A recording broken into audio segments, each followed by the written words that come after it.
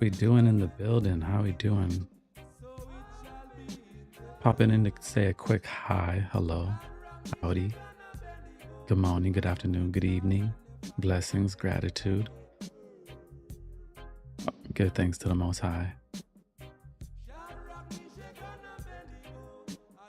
I got a little bit of shooting to do, but before I shoot, I like to just like kind of come in and tap in with you, see how you're doing, see how we're feeling on this beautiful Saturday afternoon.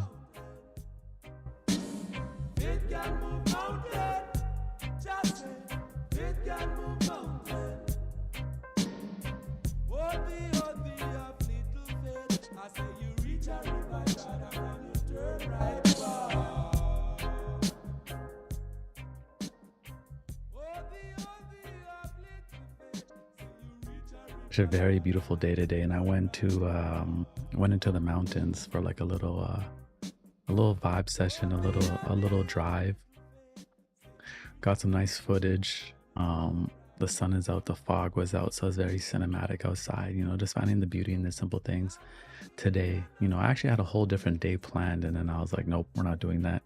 Completely pivoted, changed everything, and I'm like, you know what, we're gonna focus on what we need today. So we just went in a whole new direction, and now we're here as well. I see we have Finland in the building. Who else is here? Represent where you're from. I'm in Vancouver, BC, Canada at the moment, actually enjoying the weather because it's not snowing or anything yet. I see we have NYC in the building as well. Beautiful, beautiful, beautiful, beautiful. I see we got Chicago in the building. I see we have Detroit in the building. I see we got JP Prodigy in the building, a regular name, a regular face. Hey, we got a lot of beautiful people here. We got Cynthia here. Nice to see these familiar names. I love that. That's why I love these live streams, just coming on here and seeing the tribe tap in. We have Lithuania. I can't say that. Lithuania. I went on the airlines though for that, and I was struggling to say that word. We have Ghana in the building. We have Virginia in the building. We have SoCal in the building. We have Calgary in the building. We have UK North, Warmborough in the building. Portland in the building. I'm actually going to be heading out to Portland soon. Gonna head out to Oregon. We have Canary Islands. We have Portugal. Hey, shout out to Portugal. We have New Mexico. We have NY, Dallas, Lake District, the UK. We have everybody here. What a beautiful thing. Maybe we'll do like a little Q&A, a little chat. No real agenda. Again, I'm just here, hopping in, saying hi, being a consistent friend. I'm saying showing up for one another. That's what we like to do here. We have Utah in the building as well, and we have Trinidad.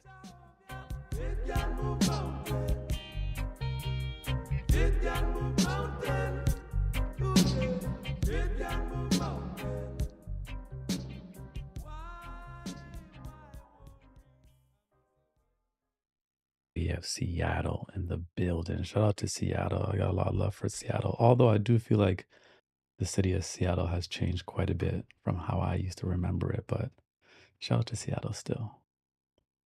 The number one chill spot. We also got Canada in the building. It's a Saturday.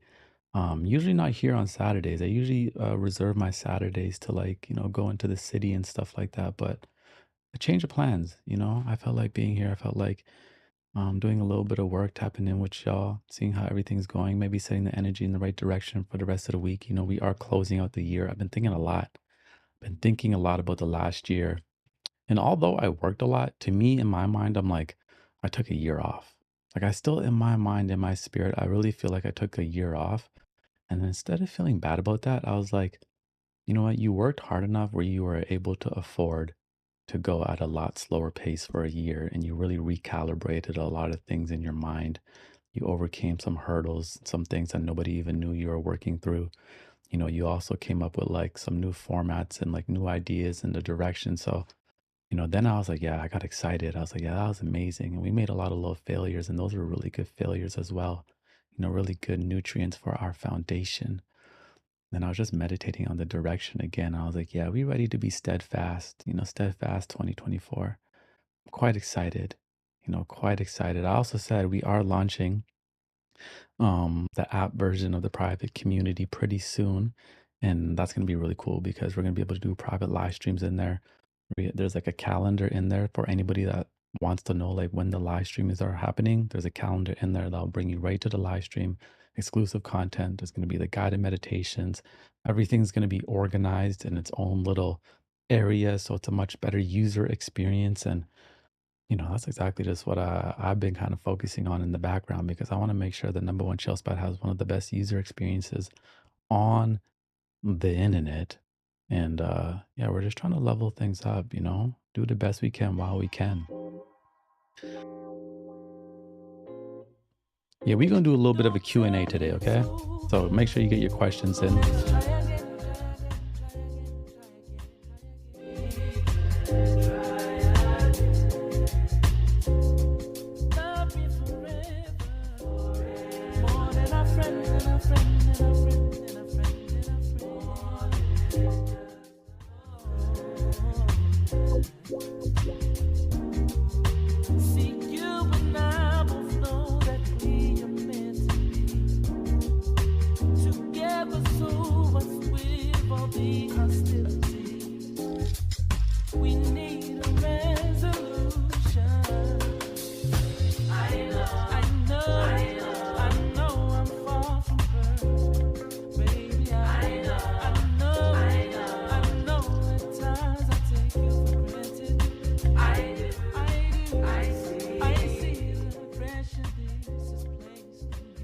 Beautiful vibes, beautiful vibrations, beautiful sounds this morning. Glory 300 has a nice little question. He said, all right. Since we know this is a Q&A, we know you worked over 20 jobs. I've mentioned that. I'm well over 20, actually. I just had 20 by the time I was like 20. I had like 20 jobs by the time I was 20 or 21. So I had well over 20. But which job did you have that helps you with what you're doing now, minus the videography jobs you had? Great question. Great question. Let me really meditate on this and think about this. Ooh. Together, so what's with the negativity? Okay, so I had this one job, right?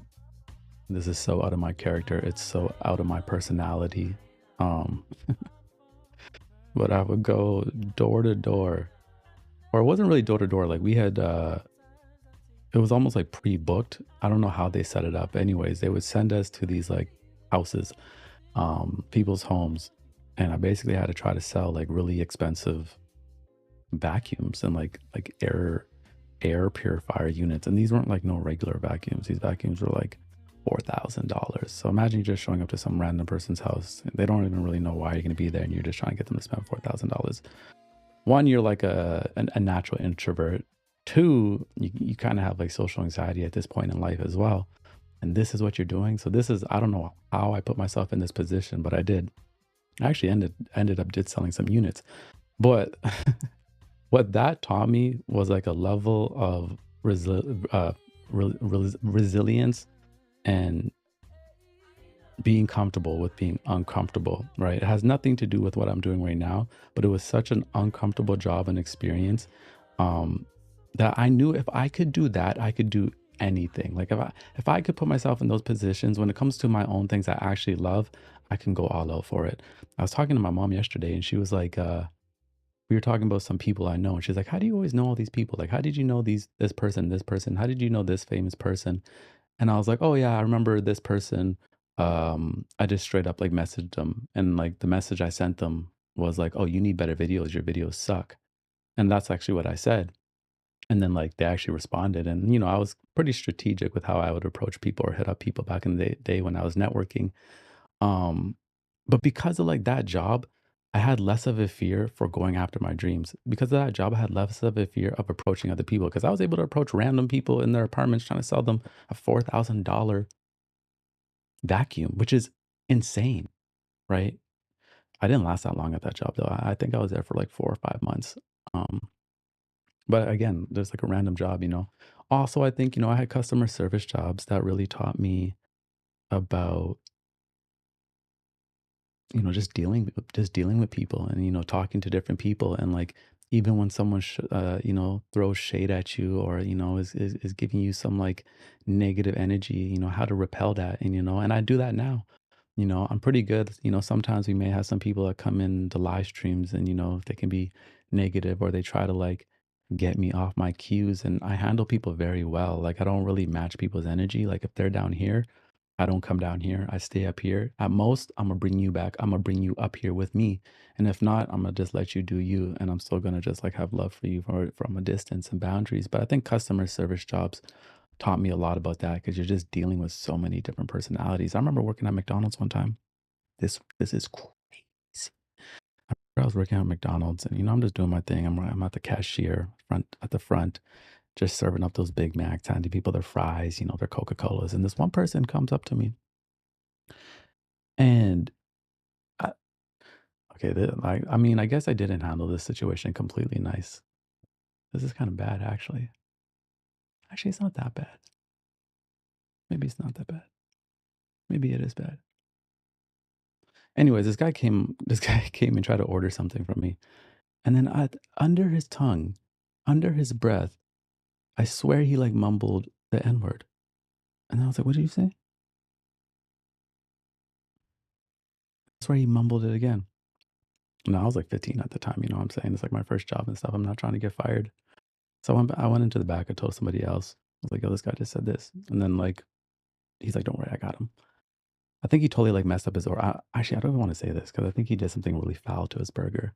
And then I put something, I put I put like under the Sprite or something, like you had like this like carbonated version thing that sometimes we would also just use to like clean the tray of it. Um, I filled his drink with that as well. I don't know what that taught me. I think that was just me being 15 years old getting some revenge. But working at McDonald's actually did teach me how to like just deal with a lot of different people, except for that guy. That guy was a jerk. That guy was a jerk 100%. What a jerk.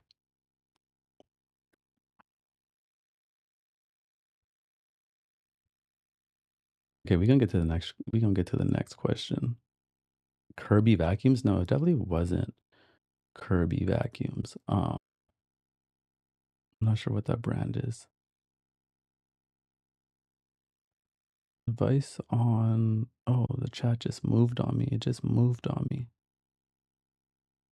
I actually did have a friend though. This wasn't at my McDonald's. So I had another friend and she worked at actually a lot of my friends worked at different McDonald's. And I was at her McDonald's and some guy was like an absolute jerk to her. And like I would go to like my other friends' McDonald's like when I had a day off and like just chill and like wait for them to get off so we can go play basketball and stuff. And they would like hook me up with like free food. And I remember some guy was a jerk to her. So she went and like hucked a loogie in this guy's burger, like straight. She was a gangster with it. There was also another guy actually at my McDonald's that went into the back and he didn't even do this for no reason. Y'all don't eat at McDonald's. I know some things, yo. I know some things. I remember this other guy. He went in the back, grabbed the because all the patties are frozen in the back, right? And they're like stacked. He grabbed the frozen pack of patties, broke it off, hucked a loogie in it, like, spat in it, and then froze it back together. I mean, what do you expect when you have a bunch of 15, 16-year-olds running a restaurant, right? Be careful where you eat. That was a wild place. Can we talk about forgiveness? I think we can do that. I mean, everybody knows that at the end of the day, at some point, like the right thing to do is forgive. But like my whole thing is like, even if I forgive you, it doesn't mean that I'm actually letting you back into my life. There's people in my past where, we were really tight, something happened, distance was created, enough distance was created for me to have time, meditate on it, work through things, feel ready to forgive. But that forgiveness wasn't saying, hey, I want you back in my life. That forgiveness was just saying, I understand, I forgive whatever I may have done as well. I apologize for that. And I wish you the best and much love. And didn't take him back into my life. I'm talking about friends. I'm not talking about like romantic relationships. I'm talking about friends. But like it means if I see them randomly, like it's no beef, it's no negativity, I'm not gonna look away. It's still love. But there was probably too much damage where I was just like, you know what? This doesn't mean we're gonna be tight again like we were. We'll never really be tight like that again. But I do forgive you. I'm not harboring that pain or that hate or that anger for you anymore. I do forgive you. But you also can't really rush forgiveness, right? I don't believe you can rush forgiveness, and you shouldn't. Because if you rush forgiveness, you may resent yourself. And now you may be left, harboring all these feelings, and this other person already thinks you forgave them, right? And they're acting in a way that doesn't give you the space to naturally heal or anything like that. So you got to give yourself enough space. Um, to forgive. And you also have to recognize that when you forgive, you may not get the response you want. You, that person may not behave in a way or say what you need.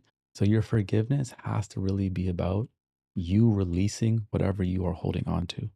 You know what I mean? Because you cannot control or determine how someone's going to receive that or their response. Sometimes we forgive and we expect somebody to be like, oh, start behaving in a certain way or, doing something. And it's like, we can't control that. It's not even about it, right? It's about not harboring resentment, harboring pain. But at the same time, I don't think we can rush that. Um, I'm naturally somebody that doesn't really hold on to grudges um, for too long. Like there's really not a single person in my life I can think of right now where I'm really like, F that person. I've definitely had problems with people. But even some of those people who I've had some deep problems with, I'm kind of like, man, I really learned some shit through that. I really learned some important things, especially some relationships I was in.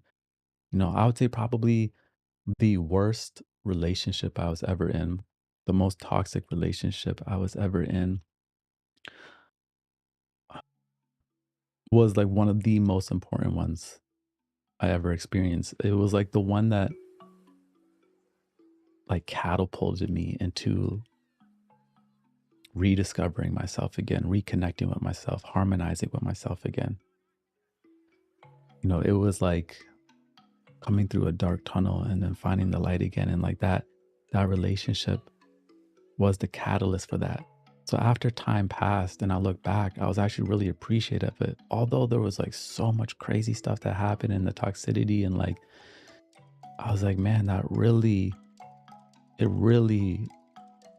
really just shifted my whole direction. I remember after that relationship, I was like, oh, everything in my life has to change. I need to change. Everything needs to change. No, no, no, no, no.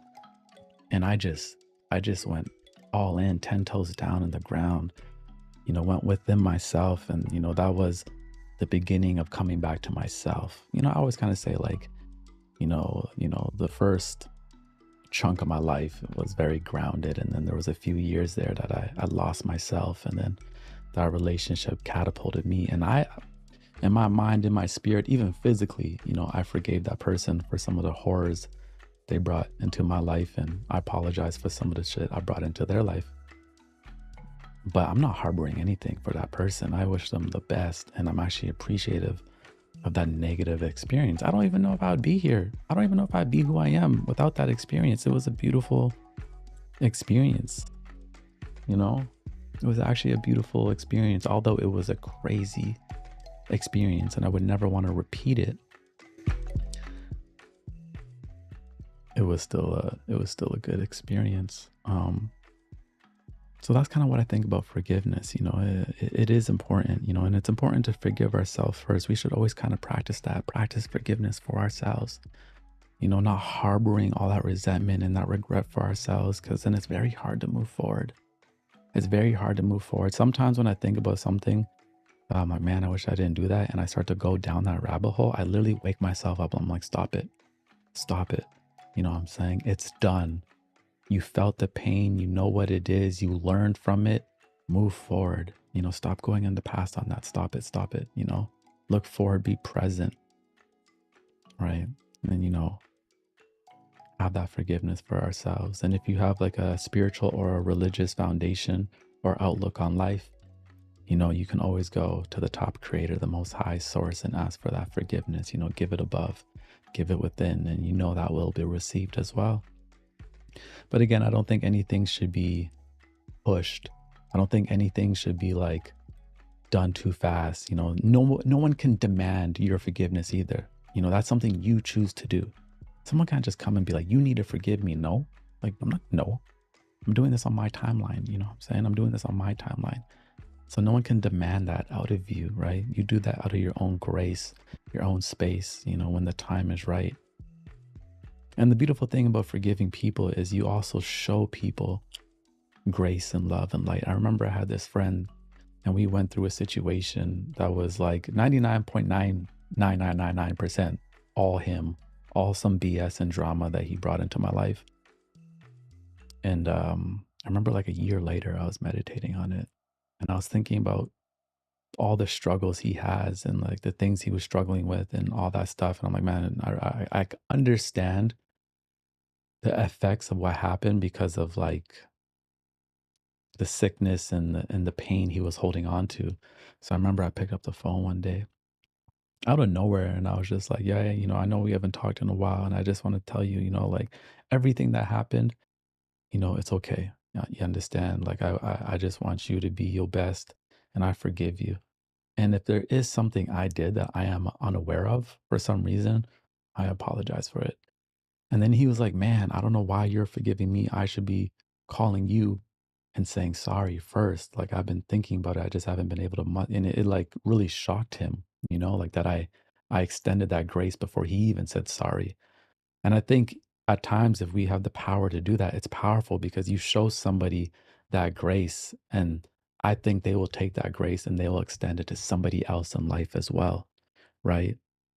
And that's just like a positive domino effect. You know, that's where like a ripple turns into a whole wave. And that's why I always say, like, you have the ability to change this world. Like when people think about changing the world, they think they got to be like Elon Musk or something, or they got to be this big famous person that's making some massive wave with some invention, but it's not true. You do it through your behaviors, your habits, the way you treat people. You don't know the way you treat someone today, what that does for them and how they end up treating somebody else in a positive way. And then that keeps happening and it just continues to happen. And it started from you. It started from your power, from your grace, from you saying, you know what? I'm going to forgive this person. You know, they didn't even say sorry yet, but I have the understanding, the love, the power. I've meditated on it enough and I can feel that within me that I'm going to go and do that. That grace, you know, that grace goes a long way. That was a beautiful question. Nice little journey there on forgiveness. Nice little journey there on forgiveness. The number one chill spot on the internet.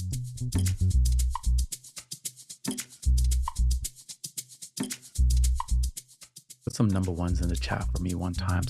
Number ones in the chat for me one time. If you still here with me, if you hear with me resonating, let me know. Sometimes I don't know. Sometimes I'm just here talking. I'm like, I don't even know if anybody's receiving me right now. I don't even know if they listen. I don't know if people are still here. If you're still here with me, if you're enjoying yourself, you understand. If this is the number one chill spot on the internet, put a number one in the chat.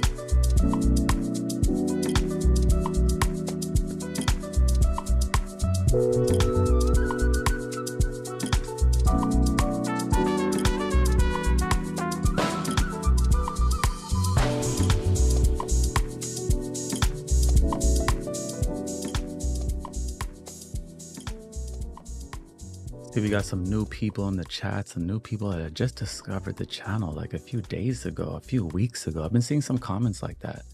I saw one comment today. Someone's like, I've been ignoring your thumbnails for 3 years And today it finally clicked, and I'm glad I did. I'm like, why were you ignoring for 3 years? I'm like, was this something about me?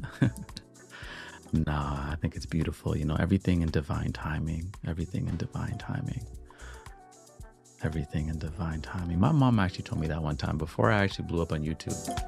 And like my videos were like, you know, we were kind of getting a little deep. And, you know, it's really reflective and it's almost like my own personal journal. She's like, you know, everyone's not ready to hear certain things sometimes. You know, you got to give people that time and that space. I'm like, oh, okay. And then, you know, in the pandemic, that's kind of when everyone really discovered the channel. A lot of people, because we were forced inside and, you know, a lot of people wanted a sound mind and, you know, a friend, you know, to feel comfort. And a lot of people did a lot of inner work during that time in the world. Even though it was a crazy time, there was a lot of positive that came out of it.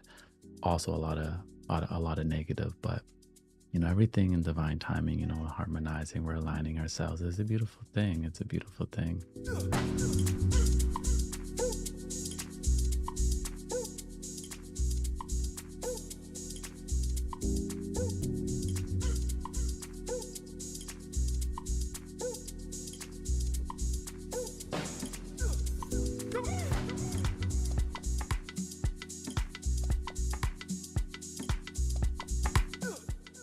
How many teas do you have going?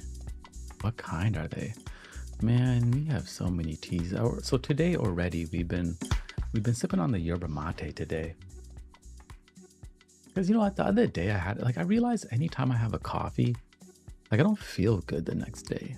I'd be like, okay, I don't want to say every time, but like I like to have a coffee when I want a coffee for the experience of a coffee, not for like, oh, I'm tired. If I have a coffee because I'm tired, it has the opposite effect on me. So I don't like that. But Yerba Mate ended up sending me, this isn't a sponsor, but they ended up sending me all these loose leaf teas. So I've been drinking some Yerba Mate today. That's one. We've also been drinking the hojicha green tea quite a bit. Oh, look at that. Actually, we're empty. Wednesday, I'm going to go re-up on my tea. And then we also have, oh my God, this one's almost empty as well. We also have the mango roasted green tea from Fujiya, a store out here. This one absolutely smells insane though. Like this one's like, nah. That one's insane, absolutely insane.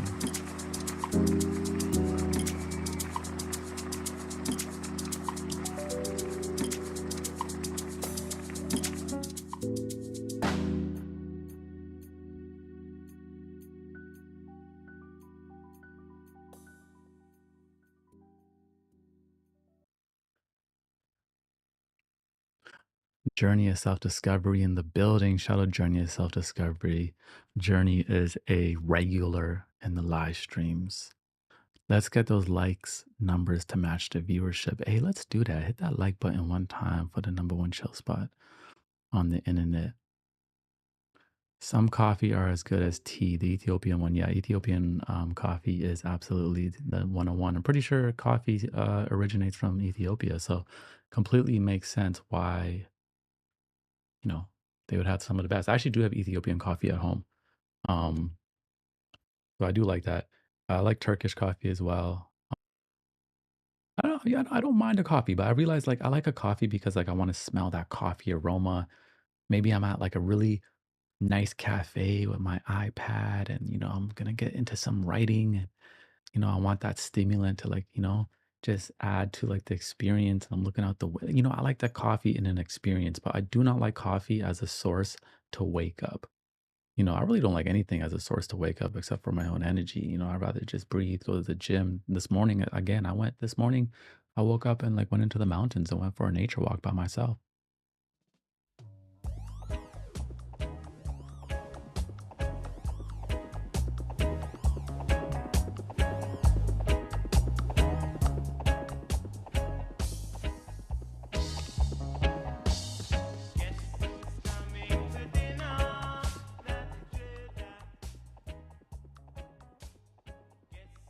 Q&A day, we're answering questions today. So we're going to get into another question. We've had two good ones.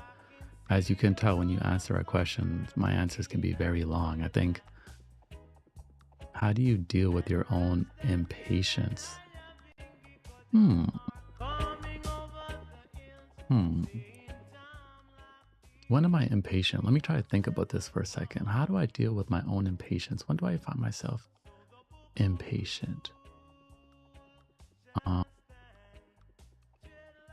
man, I'm quite a patient person, to be completely honest. I remember I was in Tokyo with my daughter, and we went to this new anime store that just got built there. I think it's like the biggest anime store in or manga store in Tokyo now.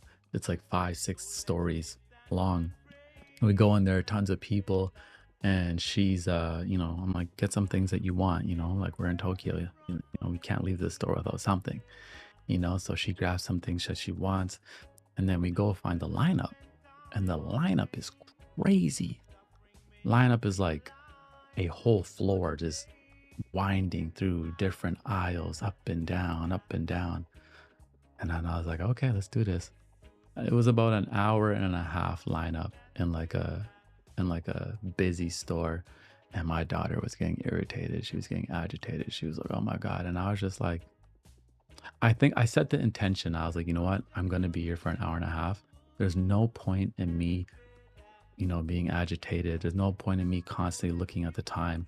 And I kind of just went into like a meditative state, and I'm like, I had gratitude. I'm like, you know what? I'm in Tokyo with my daughter, getting her some rare gems. And I just took it in. I just experienced it. And I was just like, you know what? And then I could see her, and she's just like, when is it gonna be? I'm like, just take it in, just experience it, just accept it. At the end of the day, when it comes to patience, if I know I have to be patient for something, I accept it. I simply accept it. I tell myself, okay, I can't rush this. If I do rush this, I may miss my blessing, or I may mess up my blessing as well. You know, if I rush the process, I may miss some necessary steps as well. So at the end of the day, I don't want to jinx my own blessing or whatever I'm waiting for. So let me simmer down, let me be patient, let me accept it. Let me shift my focus, come back to the present moment. And there's something in this moment today for me to have gratitude for, or for me to be excited about, or for me to just apply myself to. Um, and I just do that. But I think at this point in my life, I'm quite the patient person. Um, I'm quite the patient person. You know, I don't try to overly force things either. It is radical acceptance. I like that. That's actually the word we're going to use today. Thank you, Medina. Radical acceptance. Radical acceptance. I love that. Absolutely love that. Y'all always got some good bars. The other day, y'all dropped some quotes in the chat. If you got some quotes, something that you heard this week that kind of really inspired you, drop it in the chat. I'm gonna read some quotes, some gems, some inspo.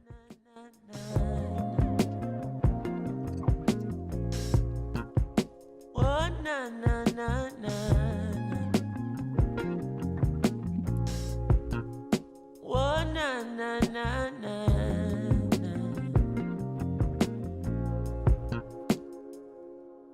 Good vibration, yeah. That's the positive vibes and we creating, yeah. The sounds that make you feel right, we keep it blazing, yeah. Forever shining this light, we keep it blazing, yeah. Boy, forever shining this light. Hey, thank the Lord, my cup is full and running over. All who never like we, I got love we know. Baby girl just text me, say she coming over. And when she reach you, want me fit turn off the phone. Turn the lights down low, turn up the stereo, yeah. Alton Ellis, Gregory Isaac, Dennis Brown. Have you ever been in love? Now bad vibes can't stop this good vibration, yeah. That's the positive vibes we keep creating, yeah. Sounds that make My main advice for someone in their 20s, would be to meditate on your own timeline. I think one of the worst things we do, especially when we're younger, is we look at somebody we look up to or somebody we know who has some level of success. It could be relationship success, it could be career success, academic success, whatever it is. And we say to ourselves, she or he, they did it by 29, so I need to do it by 29 or before. Um, they got married by 30, I need to be married by 30. Uh, they made their first million by 30. I need to make my first million by 30. And although that could be a goalpost and like a sense of motivation, most of the time that is just comparison. And now you are completely coming off your own timeline, your own path. You understand? And I did that. That was something I always did. Like people I look up to, I'd like listen to their interviews and be like, okay, they did this by this time, so I'm gonna measure my success the same way. And if I don't do this by this, I'm a failure. And then when that didn't happen by that age, I'd be like, oh, I'm a failure. They did this by this age, and it completely was a waste of time, because we all have our own timelines, we all have our own experiences. We're all born in different places, in different situations, with different privileges and different economic situations. Like everybody, like at the end of the day, we weren't born all the same. Some of us had advantages, some of us had to take care of our brothers and sisters, some of us had more freedom, some of us had more opportunity. It's just pointless to compare ourselves. So I would just put all focus on your path, have as much experiences as possible, right? Because you may not know 100% what you want to do, and if you don't, that's okay. Just have experiences, educate yourself, inform yourself, especially in this era where like it's like everything is at our fingertips. There's actually way more opportunity now than there was before, especially just with the internet. Like you can carve your own path, and you can meet people easier. It's just a lot of opportunity. That's how I see it. You have to have an optimistic mind to see the opportunity. You can also see a lot of negative. You can also see a lot of destruction if that's all you focus on. But my main thing would be, do not focus on somebody else's path. Focus on your path and determine what your own version of success is, not based on what society says success is or what your parents say what success is. I was talking to when I was at my parents' house yesterday, we were talking about something. I'm like, there comes a point in everyone's timeline where they had to like ignore their parents for a while. It's like a natural progression where you end up just like blocking what they say, because although they may have the best of intentions and they may be wanting to guide you, and at times they do have great advice, sometimes they say some things that are just like, no, that's not going to work. That's not what I'm doing. And I'm going to have to ignore that. And there comes a time on our journeys, and, especially in our 20s where, everyone's trying to put their 2 cents on your life. Everyone's trying to put their 2 cents in this actually just goes for any stage of life. And you got to know which opinions to cancel out. Opinions can be noise as well. Opinions can 100% be noise. So you have to be mindful of which ones you're going to reject and which ones you're going to absorb, which ones you're going to use or think about.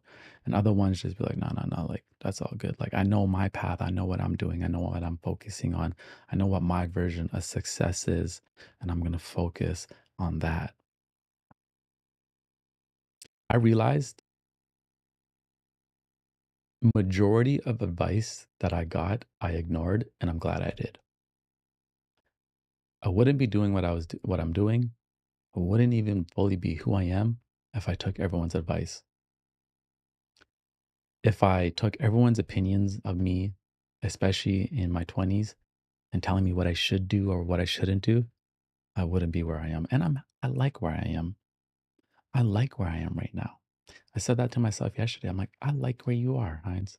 You're in a good place. You're in a great place. And we're even going to greater places, right? But just meditating on our path.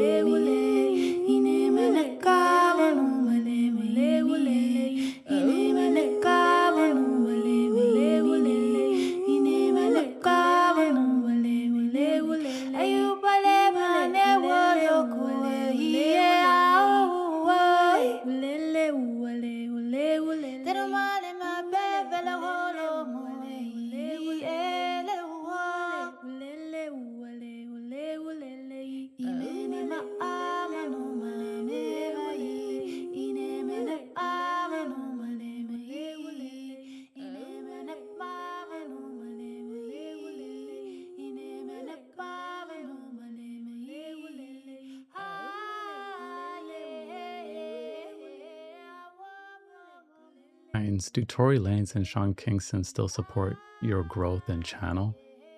One, Tory Lanez is in jail, so no. Um, before that whole situation though, like his right hand man was telling me, "Hey, Tory wants to talk to you for some reason," but I don't even know why. So I'll just say no. But I'm sure like if he was out of jail and we were talking, he'd be like, "Yo, man, proud of you, whatever." Sean Kingston, I haven't talked to him in a long time, so I can't even answer that question. Actually, the question would be, I don't know, right? But yeah, Tory's in jail, so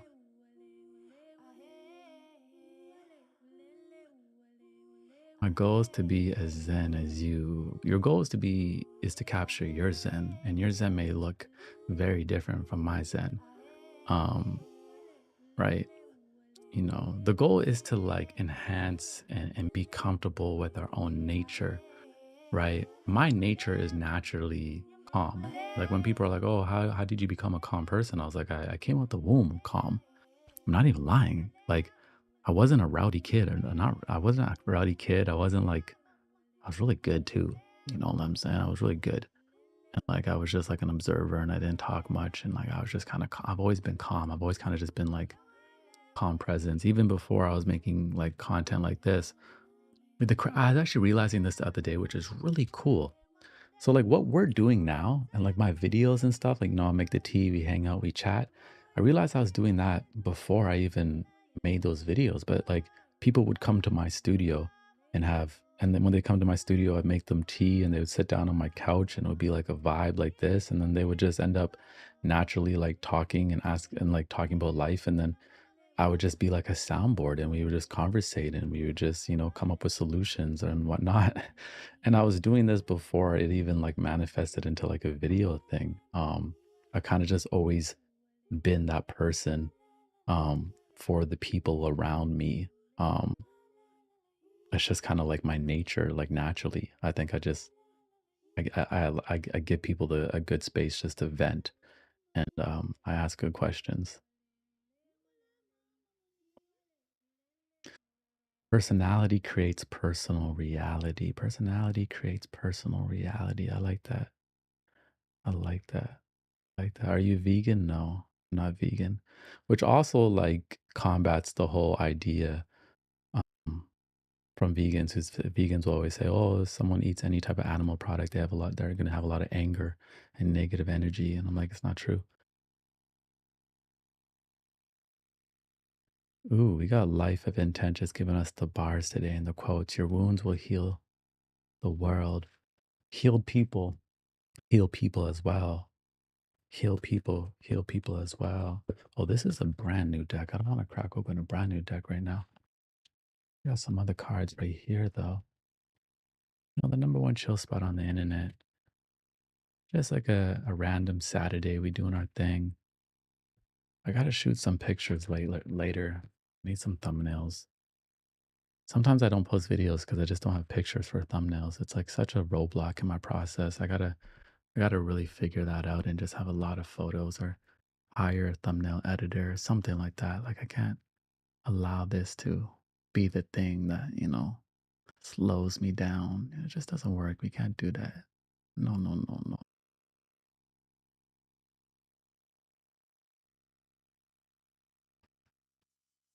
Can you do journal with me videos? Yeah, yeah, yeah, yeah, for sure. We actually did one of those. I didn't do that well. Did all right. But we did do one of those. We could do another one. I think I'd even prefer like a journal with me stream, you know? But yeah, we could do something like that. Don't worry. Don't worry. We can do something like that. We can explore a lot more things in 2024. For me, I just want to make sure things are fun. Things are fun. If it's not fun, I don't want to do it. I don't want to do it. And that's all I've been focusing on is like, finding the things that bring me joy again and doing those, doubling down on those. Even if everyone tells me to do something else, I'm like, no. I'm gonna be like a stubborn child and be like, no, I'm doing what brings me joy. But I have been journaling a little bit more, been writing again, been reading a few new books. Obviously, the creative act. I've been kind of diving into the Gita quite a bit. the essentials version. Really love the philosophy in there and just the spiritual grace it gives, and the notion of like just focusing and like doing our best and like giving it all up to the Most High, the top creator, and just tuning out the noise of the world, and that knowledge of self, and crafting ourself, and it's a real beautiful journey, and just pouring into ourselves each day, and we pour into others. It's what we're doing. It's what we're all doing. What we do over here at the number one chill spot. Like a different corner on the internet. That's how I kind of see it. This is like a different corner on the internet. Very excited. Very excited for the new year. Like I was saying, we're going to have the app, with private content, exclusive content. We have some exclusive streams in there. There's going to be a calendar, so you'll just know when all the streams are happening, because right now it's very spontaneous. Right now, I know nobody knows when we're streaming, but we're going to change that in 2024. There's going to be like a schedule. We'll still have spontaneous streams, but there's also going to be a schedule. There's also going to be a schedule. It's going to be quite fun.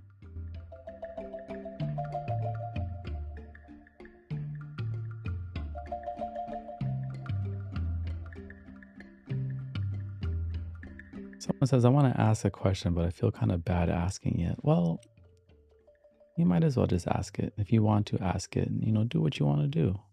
Do what you want to do. Speak your truth.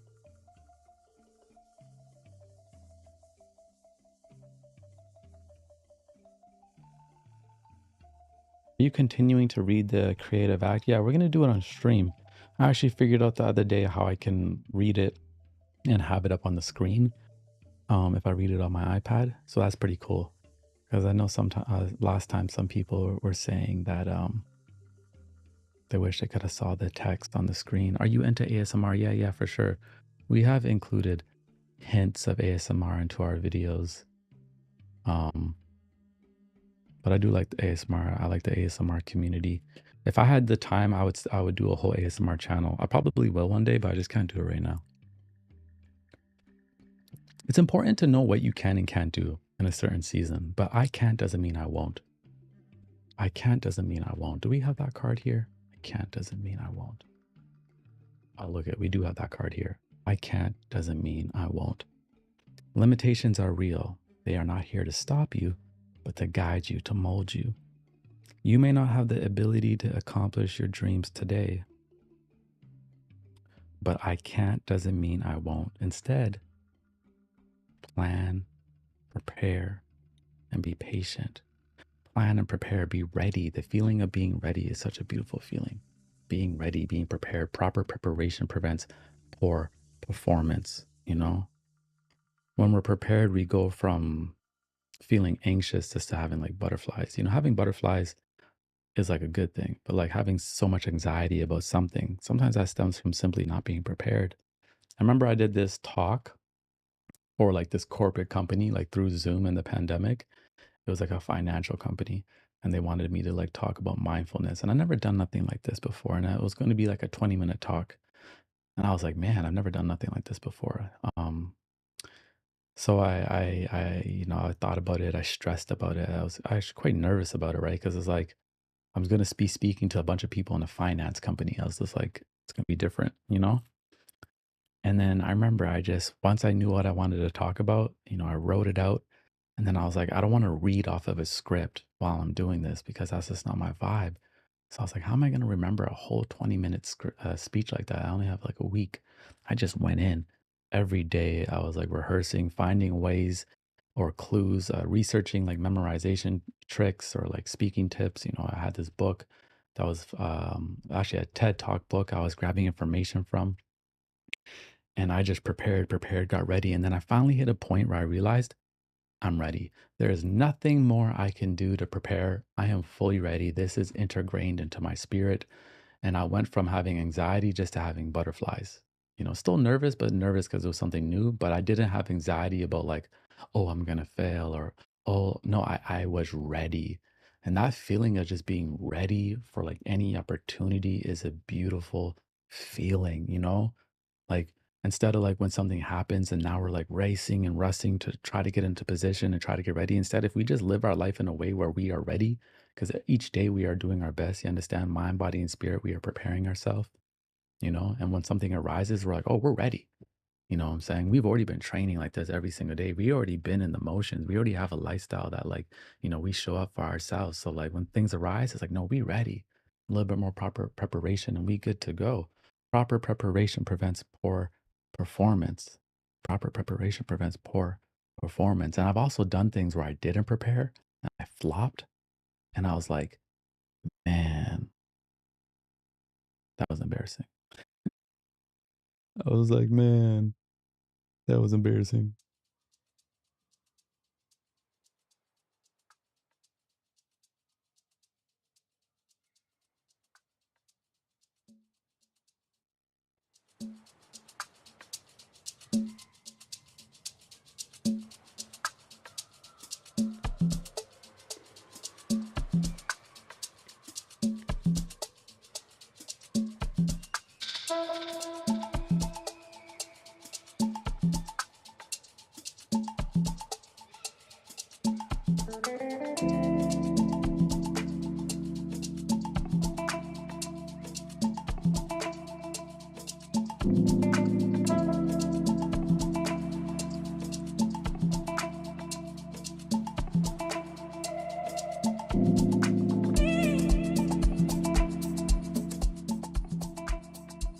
What religion I actually want to do a whole religion stream. I've been thinking about it. Um, there's just like a lot of material I have to grab. I think it would be a good one, you know. But what religion do you follow, if any? I don't follow any. I actually don't follow any religion, but I actually study religion quite religiously. Like a lot of my time actually goes into studying different religions, watching debates, um, and all that stuff. You know what I'm saying? So it's not like I've just ignored religions. Nope, nope. Definitely dive deep into many. You know, learned a lot. You know, even try to explore. You know, the potential of being in certain ones, and none of them I could really find myself to fully commit to and be in. I think some get a little bit too dogmatic for me, a little bit too regressive for me. But I find there to be some beautiful stories. But I think when people become so fundamental and you know, take everything as literal, find a lot of problems in that. So no religion. Didn't grow up in a religion. Explored them. Decided not to have one.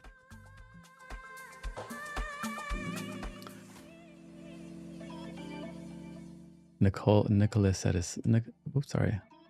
Nicholas said it's so cool to work during these sessions. Yes. Yes, yes, yes, yes, yes, yes, yes, yes, yes. That's actually what I like. I like a lot of times what I noticed is when people share the streams in their Instagram stories, which is like an amazing way to support what we're doing over here, by the way, is just to like, you know, throw up a little click in your stories and tag me and put the #1 chill spot.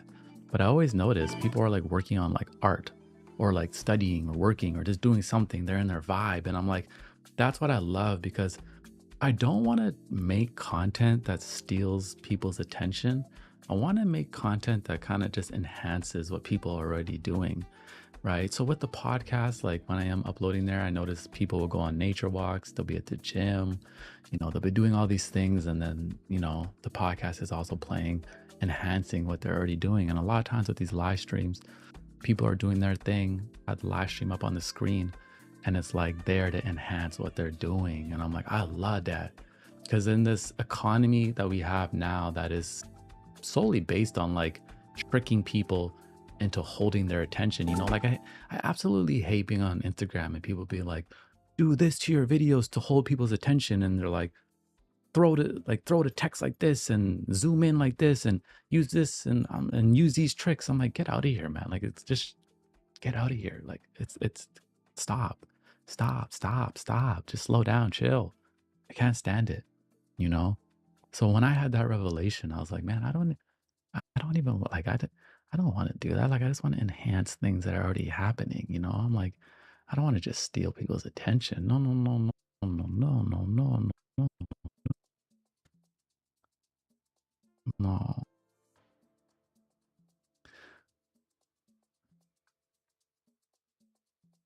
Macy said, I consider myself spiritual rather than religious.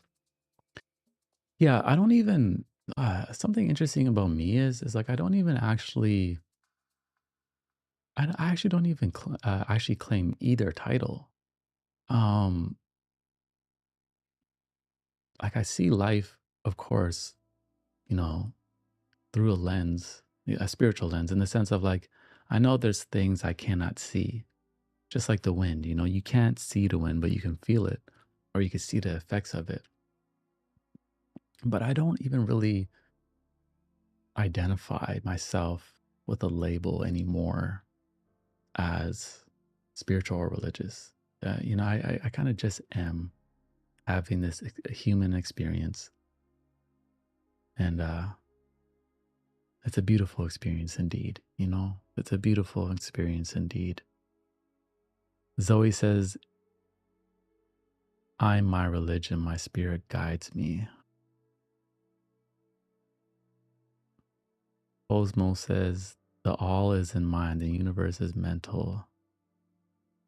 As above, so below as above. Oh man, I like.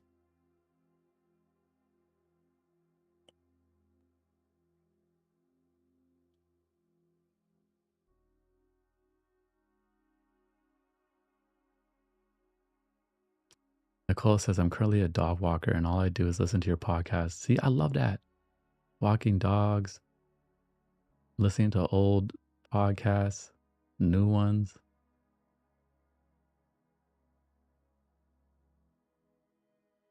I like that. I like that.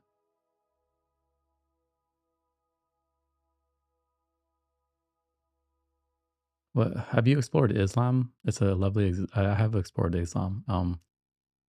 I have. There's things about Islam I don't like. There's things that I like as well, but there's multiple things. There's key things in Islam I just simply wouldn't join. Um, just like other religions, I wouldn't as well. There's not a single religion that I can fully agree with. But there's every religion I can find things about it that I like or love, find value, and find things that I instill into my life.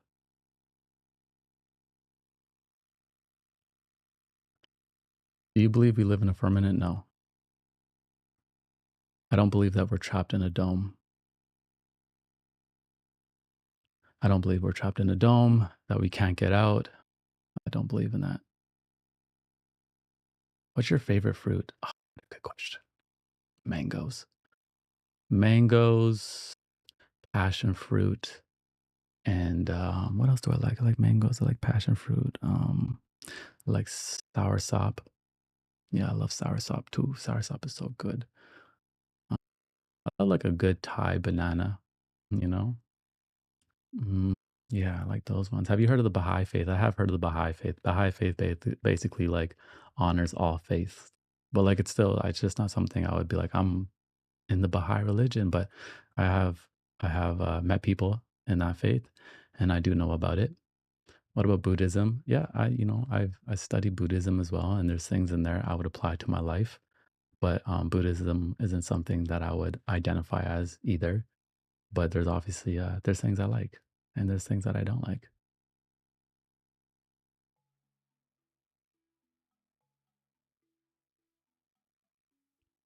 Your setup is beautiful and brings me so much ease and peace. That's what it's here for.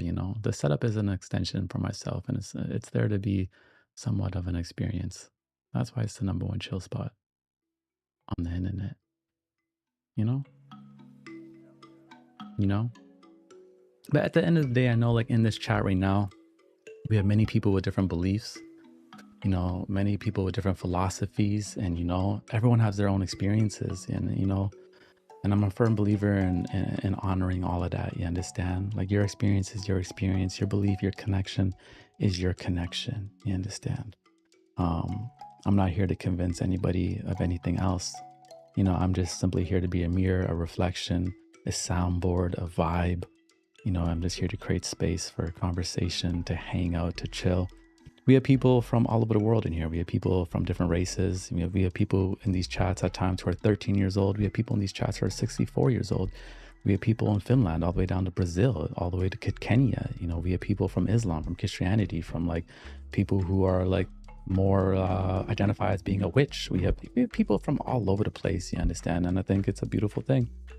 Um, it's just something unique we have created over here. So, you know, and we can really talk about anything.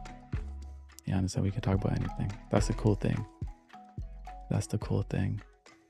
Are you big on the law of attraction? Well, I do think I think the mind is a powerful thing.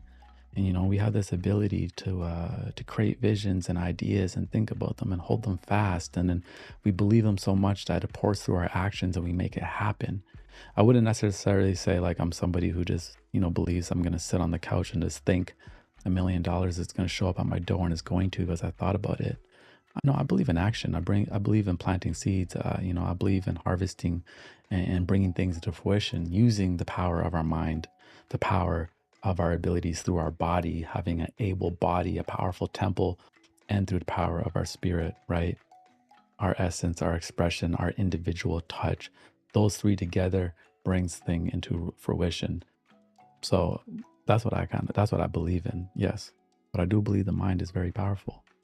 Mind is very powerful. There's many things I said I'm gonna do this and it's happened, right? But I also had the work to match it. I also had the attitude to match it, the faith to match it.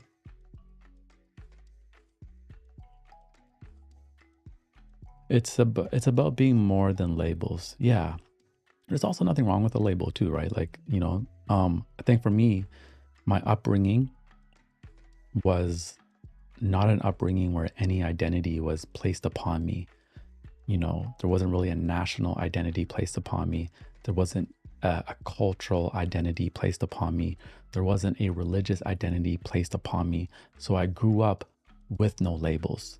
Like I grew up very much so like no one telling me like, hey, this is our last name and our last name means this. And, this is our culture. And in our culture, we do this, and our family, we are doctors and we are a long line. I didn't have any of that. And those things are amazing. Those things are really good, but I didn't have any of that.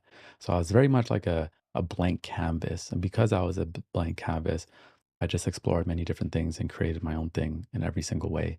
Um, it was like a clean template. Like it was really like a clean template. There wasn't really anybody imposing anything on me. My parents didn't really impose much onto me. Um, so I just never really kind of identify with labels. And some people will be like, oh, that's just not trying to take a side. I'm like, it's not even that. It's just my upbringing. It's just my experiences. This is how it is. You know, it's just how it is. We're all different. We all have our own things. It just is how it is. It is how it is. We drinking some tea today. We had the elderflower tea in the green mug. I've been loving green lately. I don't know what it is, but I'm loving green lately. Green's been my color.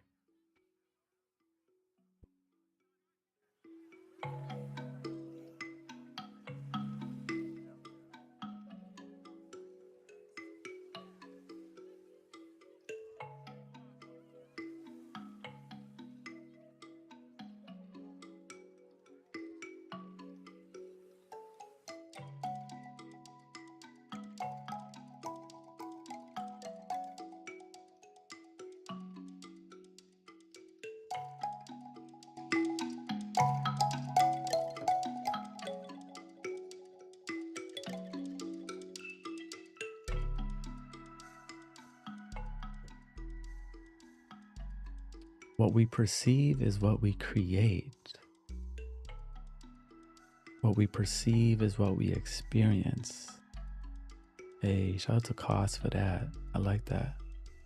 Shout out to Cos. When's your birthday? March 15th. March 15th.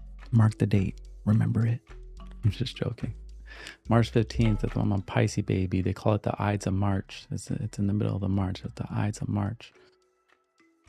March 15th. Water sign. Water sign.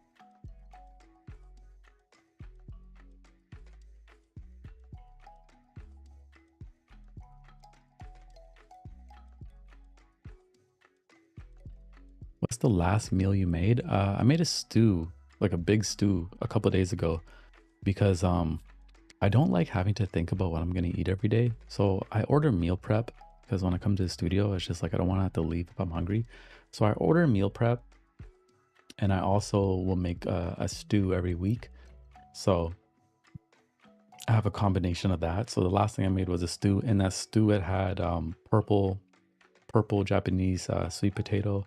It had like Russell potatoes, it had carrots, it had onions, it had garlic. It had like a bean mix, a bunch of bean mix. And obviously I threw like onions in there, garlic in there, a bunch of spices, you know, threw that in the Instant Pot, whipped it up. So that's the last thing I made was a stew. And I actually have some here that I'm gonna eat later. What's your rising sign? I believe it is a Virgo. I believe it is a Virgo rising sign. I don't know what it goes beyond that. I'm not that knowledgeable or big into astrology. I'm just aware of my sun and moon sign. That's about it. Beyond that, it's just, you know, it is what it is. I don't know my rising sign, y'all. That's when it gets too deep for me. That's when it gets too deep for me.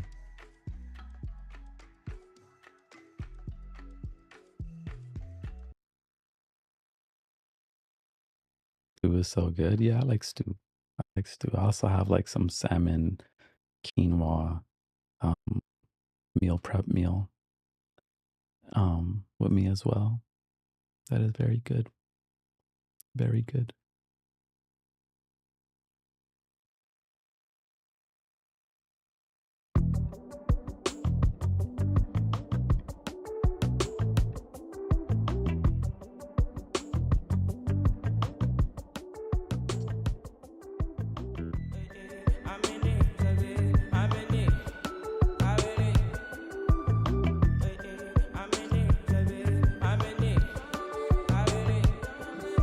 In the morning when you're not with me, I feel you in the depths of mind. I found it in deep.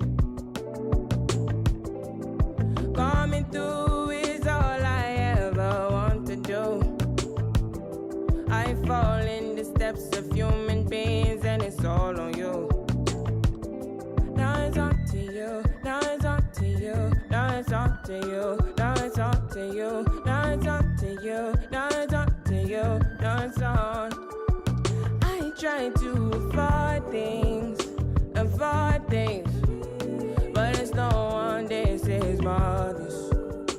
Avoid things. I try to resolve things, involve you, but you don't want to be sorry. Page me on a beep up, babe. I need a request, say I need a reason. No wait while you're relaxing. Say me your way today. I'm on a way today. I want my way. For some reason, I have 3 of the same cards in this little pile from the reminder deck. That's obviously 3 decks that got mixed into one. But it says, whatever you are going through, you are growing through. And I wasn't going to read it, but like it was just screaming at me. So there's literally 3 of them. There was 3 of them, you know what I'm saying? It's like, what? Whatever you are going through, you are growing through. And the beautiful lady on the front, as you can see, is going through a journey here. You understand it's not a straight linear line. It's all over the place. That's how life is. And it's a beautiful thing. You know, we give thanks for it every single day because our opportunities, our mistakes and struggles are opportunities for growth. Nothing is happening to you, but it's happening for you. Take a moment and have gratitude for your current experiences, good or bad. Observe, breathe, remind yourself that you got this. Like the Tao says, when it's a good day, be happy because a bad day is about to come. When it's a bad day, be happy because a good day is about to come. I always remind myself that when I'm having a bad day. I'm like, this isn't forever. This isn't forever. You know, this is gonna shift just like the weather changes. You know, today I may not be in the flow. Today I may be experiencing some of this like weird energy. You know, some days you just be like not feeling it for some reason. Some days you just wake up and you're just not in the mood. And you're just like, don't know why. You know, it happens. You know, just the weather changes within ourselves. You know, I just observe it. Be like, we'll work with it today. We're not gonna allow it to stop us. We're gonna still do the things we have to do, but we're just gonna observe right through that, and we're gonna know like a better day is about to come, or maybe we're gonna create that better day. Maybe we're gonna do something today that's going to shift how we feel. Like I actually woke up on the wrong side of the bed this morning because I woke up, I fell asleep by accident. I fell asleep with like clothes fully on, wallet still in my pocket. Woke up like, what's going on? Mouth all dry. Like, woke up. I was like, what am I gonna do about this? Literally just made a cup of tea, put it in this green mug, hopped in my car, and I went into nature. Just went into nature. And while I went on that drive, I was like, oh my God, everything is so beautiful. I was like, everything is so beautiful. Oh my God, it smells so good out here. And like I was automatically in a better mood. Automatically in a better mood. Came back home, cleaned the kitchen, did a little work. You know, we do the best we can while we can. That's all we could really do. That's all we can really do. We're doing the best we can while we can at the #1 chill spot on the internet. That's why we're here. We just here as reflections of one another. That's what we're doing. Where do you get those cards? Well, they are our own cards that we created ourselves. At jahkno.com. That is JAHNO.com. Jahkno.com. The #1 chill spot on the internet.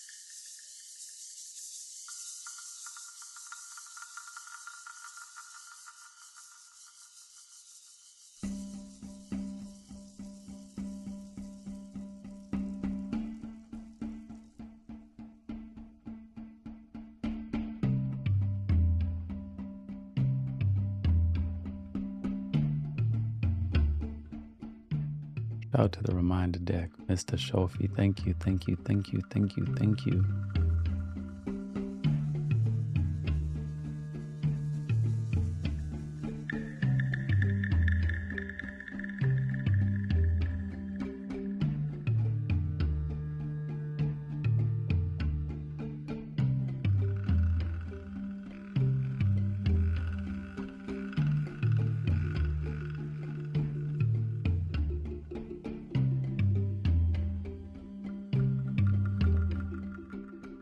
The bashful one says, I still use the reminder deck till this day. Had it for a couple months now.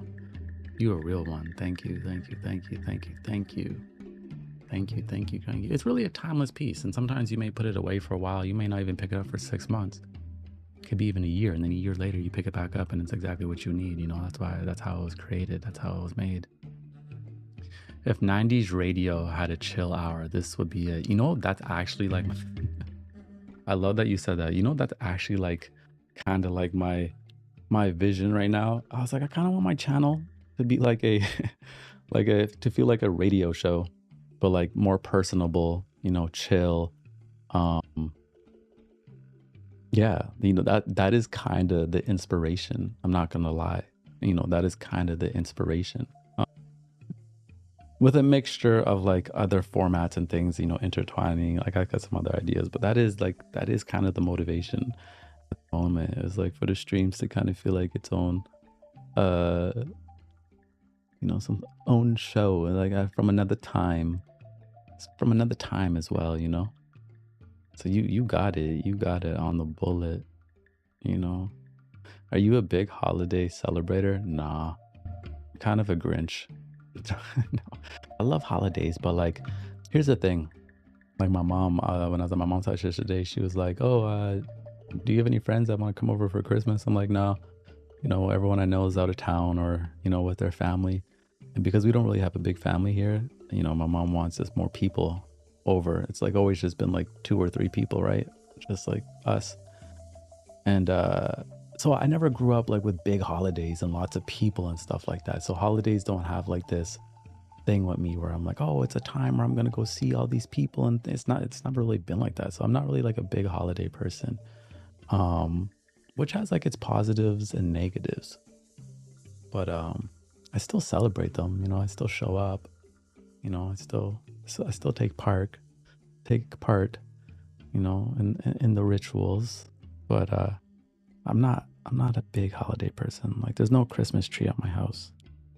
Um because my mom has a Christmas tree, you know. So it's like if I want to see a Christmas tree, I just go to my mom's house.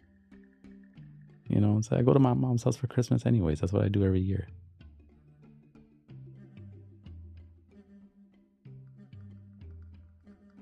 Heinz FM. I kind of like that. Kind of like that. Vibe Chain Radio. Would you host a call-in show format? Oh, I would do that actually. The software I use for my live streams has a call-in option. So yeah, we could do that. If that's something people want to do, we could do that. We could actually. I also want to like later in 2024 like bring in some other people to call in, for like some like live podcast episodes, and some people whose opinions and stuff I respect. But even the tribe can call in. We could do that. We could do that. We could do that for sure. Okay, that's dope. Yeah, that's dope. Let's do it. We'll definitely do it. We'll make it a vibe. We'll make it a vibe. I want it to be a vibe, right? I want it to be a vibe. I want it to be a vibe. I'll figure it out. I've never actually tested it, so I gotta test it first with like a friend offline just to make sure I understand the technical aspects of it. But once we do that, we'll figure it out. We'll figure it out.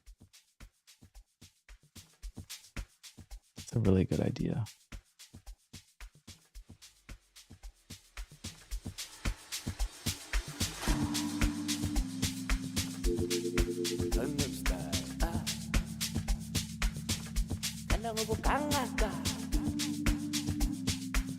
I bet this is Gangnam Style.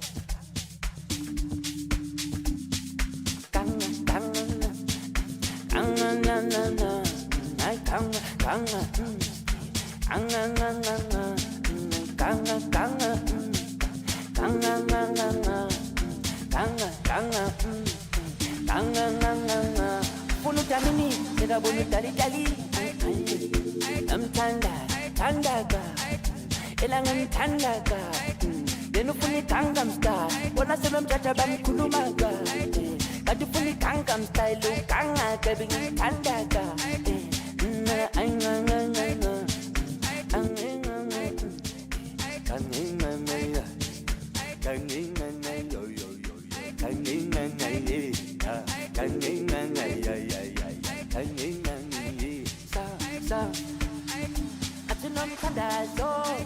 Bela yenu kangaka, yenu funi Gangnam Style. Ay yenu kangaka, soza sebe kulumaka, beti yenu kangaka. Soy bonam tangala matala, soy bonam tangala matala, manamina tangala. Ling arausaka, belu funu kanga nami, namin funu kanga na. Opa Gangnam Style, isfunelu nom tanda so, tanda beli tangala.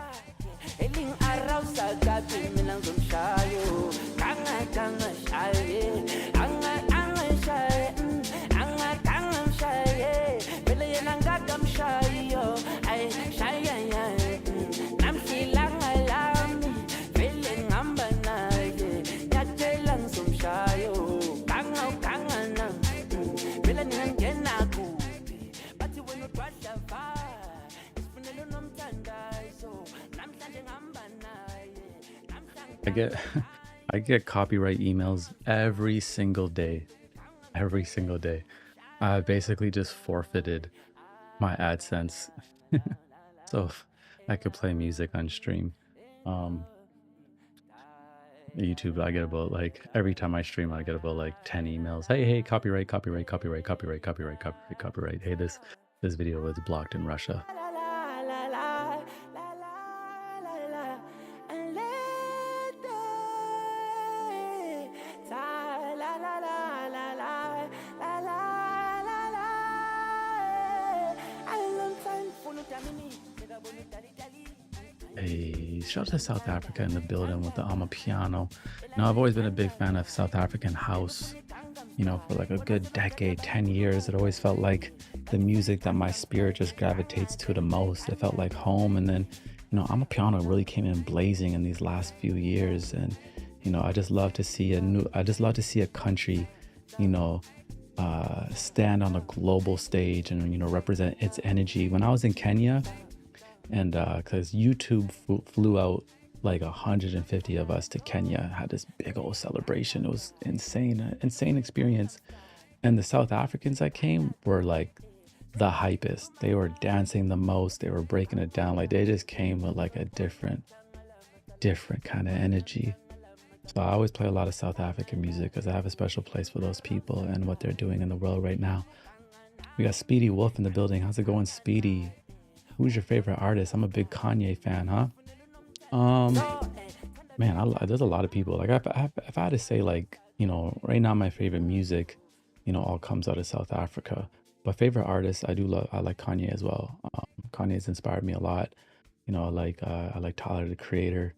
I'm more like Tyler the Creator, not even for his music necessarily, but just for the overall enigma and his outlook on his art, and just how he has dialed in on his own style, his aesthetic, and he's just he's a one-on-one. Who else I like? I like J. Cole. J. Cole fire. I like Twigs. Twigs is real fire. Twigs is fire. And then again, obviously my classics, like Bob Marley, Bobby McFerrin. Um, yeah, there's a lot. There's a lot of people I like. I like Grimes too. I like Grimes for her enigma as well. It's actually my buddy's sister. I like Chronics, of course. I love Chronics as well. I like Coffee Nice.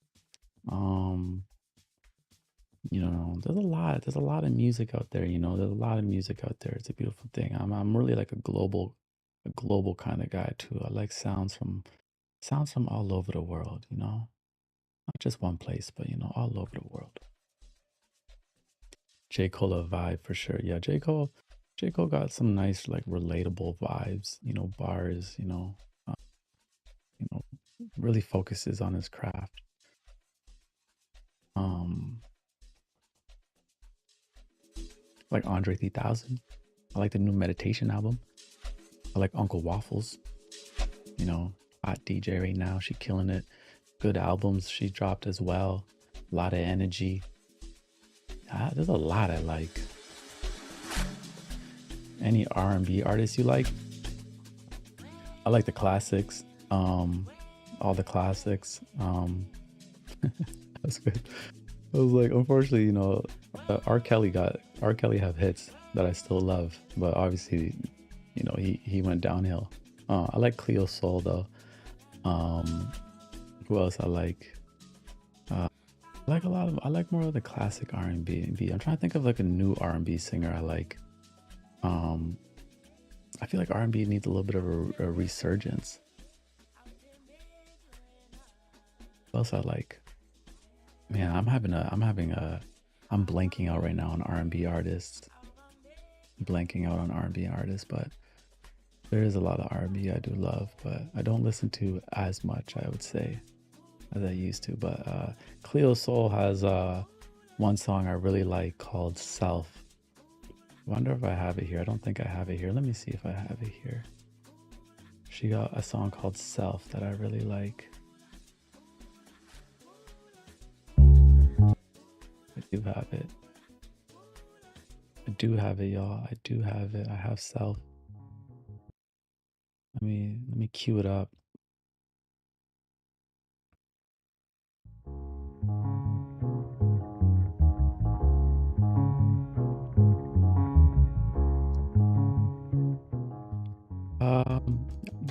Yeah, I'm not even really the biggest Brent Faiyaz fan, to be honest.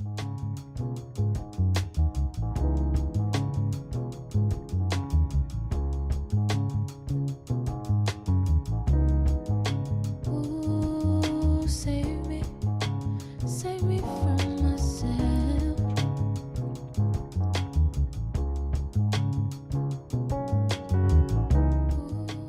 Do I like Janae Aiko? I love Janae Aiko. I like her first project, Sailing, Not Selling. Janae Aiko's fire. She also Pisces. I love Janae Aiko. Love Janae. God knows this time I'll never lose myself.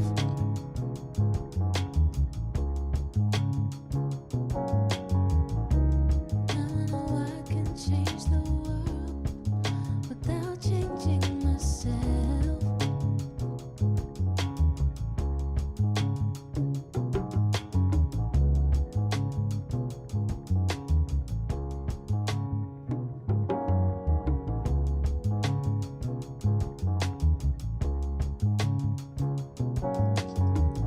God, protect me and shield me with your light.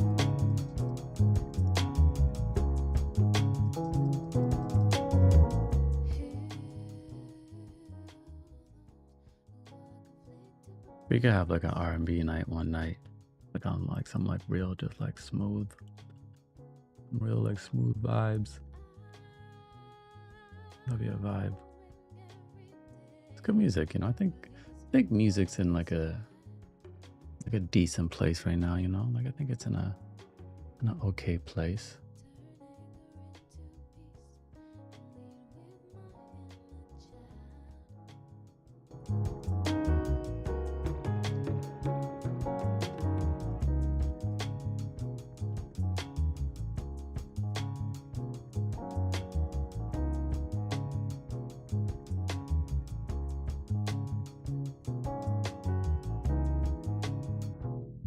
Obviously, I love Erica Badu as well, Lauryn Hill. When I was young, when I was really young, I used to love Brandy. Old school. Even like Usher, early Usher, I loved.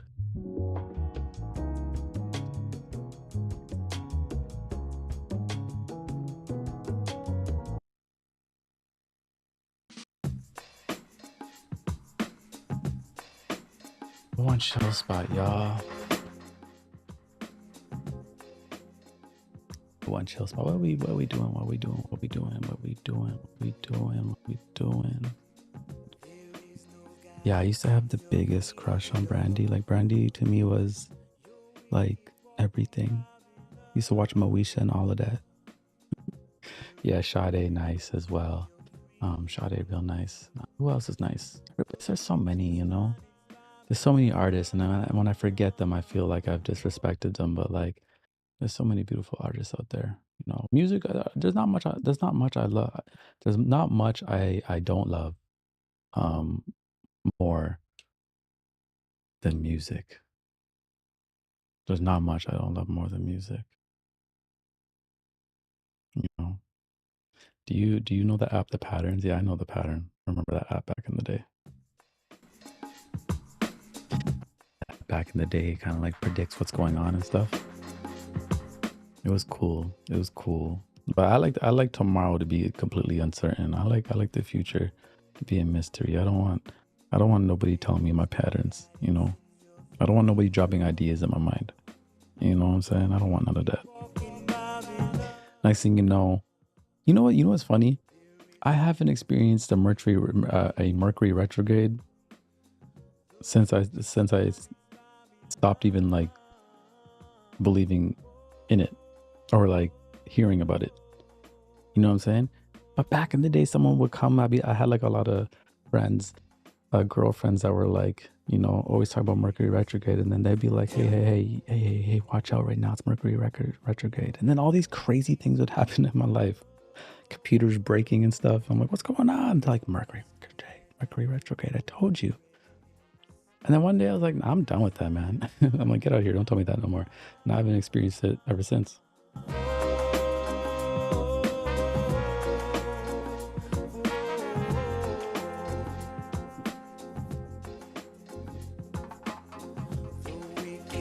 of exploitation hangs in the air and lingers on beneath your praise and adoration. The weakest man of Babylon.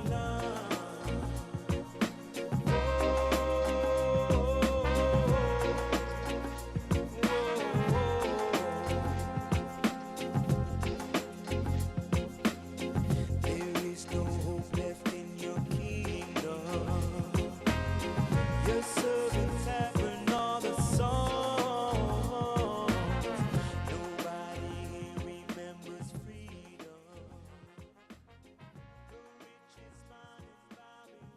You know what I mean? You know what I mean? Nobody concurs who jobless. Nobody concurs who jobless. You know, I really got like rid of like 99% of all superstitions. Unless it can work for me in a positive way, then cool, I'll use it, you know? I'll use it 100%. I'm not gonna shy away. But other things, I'm like, nah. Nah, nah, nah, nah, nah, nah, nah. Nah, nah, nah, nah. I don't even like when people be like, oh, the enemy's out to get me. The enemy's on me right now. I'm like, nobody can curse who jobless. Like, you know, guided and gifted, you know, God got us. Like, what are you talking about? Like, you know, I go on TikTok all the time. Someone's like, oh man, the enemy turned off my alarm clock. Enemy wanted me to be late for work today. I'm like, no, what are you talking about? How's yourself? You know, take some accountability and believe that you are guided and gifted regardless. You understand? Like, we are guided and gifted. You know, once I grounded myself in that, I just had like way better experiences and better days. You know, something bad would happen and I would like chalk it up to always something like, oh my God, I must have done something wrong. Oh my God, something's out to get me. Oh no.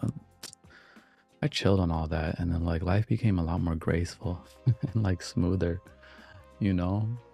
And I'm like, you know, you take the bumps as you go and, you know, you strive and, you know, it's nice. It's nice. Thievery Corporation. I love their music. They're actually coming to Vancouver. I want to check out their show. I think they're coming in a week or so. I might actually go check it out because they got some records. They got some records. They got some good ones.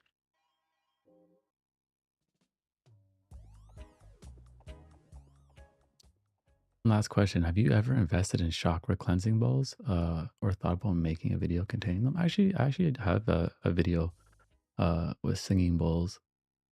I actually did buy one and it cracked, it broke. But I got them just because I love sound, you know? I got it for the sound element. And sound is healing, sound is a journey. After that one broke, I never bought another one again. But I have a hand pan now. So my hand pan is kind of like my new sound therapy. You know what I mean? Just Genie says, read a Psalms and chill. Yeah, go read a Psalms and chill, you know, or maybe Proverbs. You know what I'm saying? There's some books in the Bible that you go read, you're definitely not gonna be chilling. And you're like, yo, God is tripping right now. God is tripping right now. You gotta be careful which ones you read. But yeah, you know, you gotta believe that you're guided and gifted. You understand? Sometimes I feel like people focus way too much on the negative or just give way too much power to other people and like thinking that someone else is going to jinx their blessings. Oh no, I can't tell somebody what's happening in my life. They're going to jinx it. No, what is for you is going to be for you. You know what I'm saying? What is for you is going to be for you. You know, stand on a concrete on it. Like it's all good. You know, don't worry about that. You know, don't worry about that. Nobody can curse who jobless. Receive the blessing. Oh man, you've seen a Black Guru live gig? Oh my God, that's crazy. I've never seen them live. I've never seen them live. That's a blessing. Certain artists, certain groups, you know, when you're able to catch them, you got to catch them, you know, because it's a beautiful thing to certain acts, you know, they just come with a different energy. Where did you get your handpan? I got it from a guy actually here, um, who's from Iran and Iran, and he sells them. He has like a lot of people who directly makes them, and it's a really good quality. I think mine cost me 2,400. 2,400. It's like bronze colored, 9 notes, and he said if I ever want to like upgrade it to the 15 notes, he'll just trade me. But yeah, I got mine locally. Man, I wish I had his business card on me. If I had the business card, I'd pass it to you right now. But ask me in another stream, and because I do have his business cards in my car. Handpan is my sound therapy right now. It's my thing. I did kind of like slow down for a week. Kind of got a little lazy. He said, God is tripping. I'm dead." I'm sorry. There are some stories where you're like, "Yo, God is on one right now." uh, would love to hear sometime. Yeah, we're definitely gonna be adding the handpan into the live streams one day, into the experiences. That's kind of like why I'm learning. Well, one of the reasons why I'm learning, not the only reason why I'm learning, but for sure. Once I feel confident in my playing, I'm still a newbie, I'm still a beginner, but I'm already getting better, already getting more comfortable with it. But once I feel confident enough, then I will, you know? I don't have that confidence to play on live stream yet.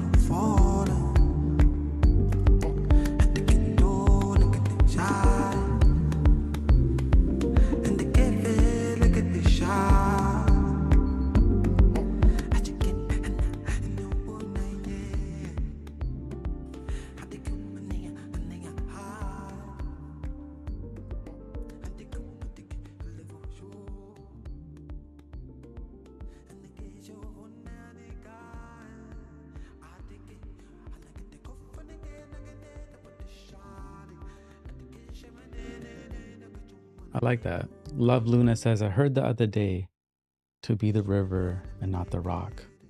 And it stuck with me to go more with the flow and not worry about being so hard and stagnant, not being so tense. When I'm tense, things don't flow. When I'm tense, I can't even really create or get certain things done because I'm focusing too much on or I'm feeling the pressure. I'm focusing too much on the destination. I'm focusing on the output or the outcome.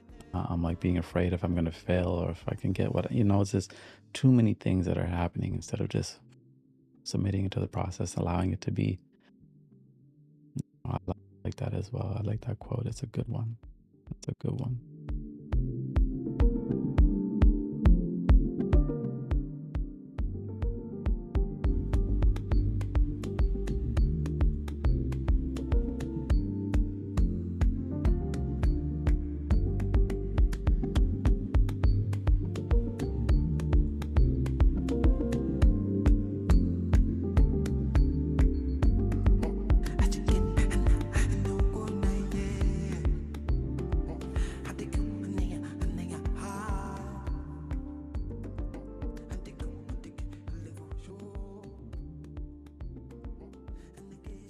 Be like Wata. It's like an old martial arts movie. Like the Karate Kid. Be like Wata, my friend. Be like Wata, my friend. Just flow. Flow into the ocean.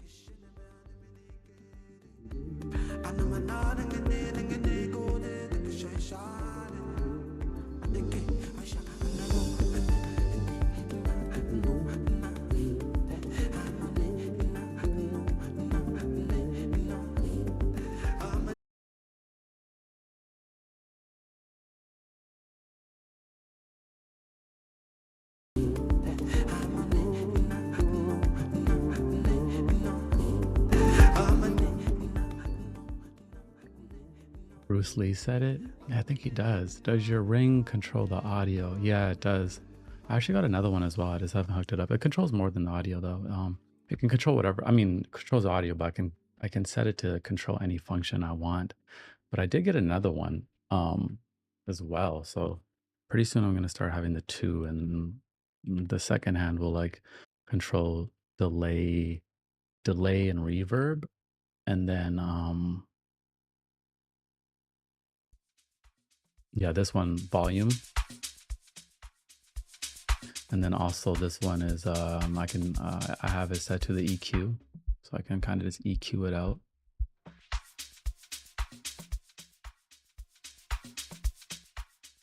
It's a little bit easier for me instead of like always reaching to my my board over there, right? And then we'll get one more, and then I can affect a song out. I can change the functions all the time though, so it's pretty fun.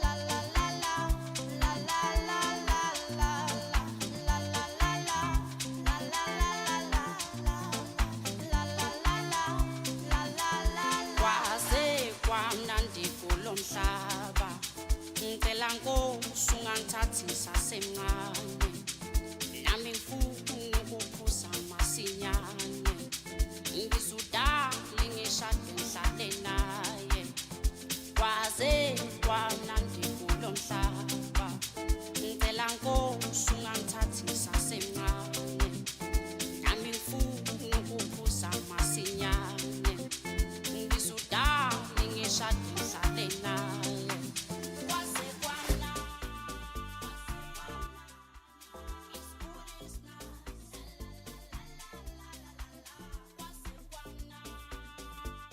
Margaret's playing some Minecraft. Shout out to you. My daughter plays Minecraft as well. She loves the Minecraft. Love this track, ladies. Thank you, thank you, thank you. We got Angie in the building. Hello, Heinz. I want to know what support I could go towards to lead more of a spiritual, harmonious life. I would need, it comes down to really the simplicity, my brother, down in your like daily habits. You know, you don't have to complicate it. You know, how are you going to bed? Go to bed with some intention, you know, carve 30, 45 minutes out before bed to do something to honor the rest of the day, have that transition, have a good sleep, make sure you are sleeping well. When you wake up, make sure you're not touching that phone and you're doing something that can harness yourself and harmonize you with the day, something that you can decompress. Maybe you need something that's going to pick your energy up, some type of physical practice, whatever it may be. And then you have a consistent habit with these different activities throughout your week, the month, the season, the rest of the year. You understand? Bring in some good information, you know, some good community. But really, it's simplicity for me. Also, the things we are consuming. What are you consuming, right? The foods you are consuming, right? At least make 85% of it, you know, good for you, healthy for you. Better yet, make it 90%. What's the content you're consuming? You know, make sure 90% of it, 85% of it is things that nourishes your soul, right? And not distracts you or brings fear into your soul or, you know, causes you to be angry or whatever, you know, causes you to overly be in like a lustful mindset or attitude. And then just be consistent with it. Like when I went on my more harmonious, intentional journey, let me take that song out. When I went on my journey, what helped me harmonize with myself again was I had to get rid of all the clouds, all the smoke in my mind and in my spirit. So I've obviously talked about it a lot before, but I went celibate, right? And that was really important for me. You know, I quit watching porn. I'm 10 years no porn. 10 years I haven't been on a porno website. So that gave me the opportunity to just clear out some things within myself and just like be in my own energy and feel my own energy again. At the same time, you know, I changed the way I eat. You know, I got more into the leafy greens and different colors. I wasn't counting calories, I was counting colors. So I was making sure I was eating the rainbow and I was having fun with the things I was digesting and making sure I was getting the good herbs in me and things like that. I also quit drinking. I got rid of the things I felt were poison and just clouding my spirit. And I created new space to explore myself. And then I got more interested in myself and I started to feel like myself again. And I started to have more fun with myself in my isolation, in my energy. And I was comfortable in my energy and I made it into a habit and I was consistent with it. And then at the end of the day, I felt enough energy one day to share that with other people. And then that just became its own beautiful journey. But it's really the simplicity, the art of living, it's the art of living, your day to day, finding joy within the simple things. I remember I'd be like shaving off the peeling a carrot, and just peeling that carrot would give me like a revelation, it would be like a metaphor within that. Or I pour my tea in the morning and like I would just watch like the loose leaves just like swirl around in the water while the sun comes in. And that would be like such a fulfilling moment for me versus other moments that were supposed to be more successful and fulfilling. It's like I felt like harmonious in these simple moments. And I find a lot of joy in the simple things. That's kind of like what I focus on is like finding little beauty throughout my day, wherever it is. Like, I don't have to go on a trip, to see beauty. Like, it's all around me. But sometimes you have to be intentional with it. Sometimes you have to actually like put on that viewfinder, put on those lens, and be like, okay, today I'm seeing beauty. Today I'm applying meaning to life. Because I'm a firm believer that life really doesn't actually give us meaning. I think we bring meaning to life. We decide, someone may come in this live stream and be like, this is like, what is this? I don't get it. I don't want to be here. This sucks. While other people in this live stream are like, yo, this place is meaningful for me. This channel is meaningful for me. So is the channel meaningful or not? If one person thinks it's not and another person thinks it does, it means that we place meaning into things. We find meaning in things. So I don't really think it's the other way around. And when I had that shift, it was really nice because I wasn't chasing purpose or meaning anymore. Like I understood that it wasn't really outside of me, but it's like the way I see things, and I can place meaning into things, through my intention, through the way I show up, each day. I don't need to have like massive thrills or like, be an adrenaline junkie to feel life deeply. I can still feel life deeply in the small moments, in the incremental steps. And then even when we do have those like adrenaline experiences, receive it as that, but I don't make that the bar like, oh, that's what I need to feel at all times because that's not even sustainable, right? I don't know what it is about the ocean. Maybe because I'm a Pisces, but I just love observing the ocean, because the tide goes in, the tide goes out. It's never the same. I grew up sailing, so I grew up, the Pacific Northwest, and some days we wake up and like the waves were just like blazing. Some days we wake up, it was completely still. Couldn't even sail nowhere. Would have to turn on the motor because we're literally just stuck, no wind, type of thing. And I look at our experiences the same way, to take them all in with grace like that. I had one friend, he's like, yo, let's go jump out of a plane. I'm like, why you want to jump out of a plane? I wanted to make sure the reason was a reason I could get down with. He's like, I don't know, man. Like I just feel like I need something out of life. I'm bored with life. I'm like, no, I'm not doing that. He's like, why? I'm like, I'm not chasing adrenaline. I'm not chasing adrenaline. If you just want to do it for the experience, let's go do it. But like, I'm not trying to go chase adrenaline like that. Because once you do that, and then that high wears off, what's next? What's next? Right? Then you're trying to top that. I'm like, no, no, no, I'm not doing that.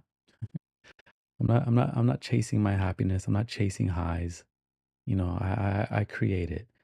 Even in the small moments, especially in the small moments. Not even, especially in the small moments.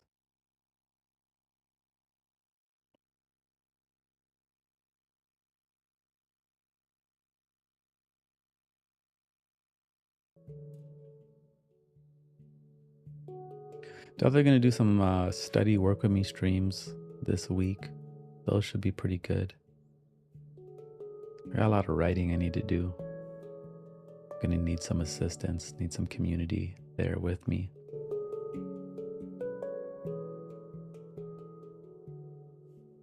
Yes, I agree so much, lady. Something as simple as casual conversations with strangers brings me joy.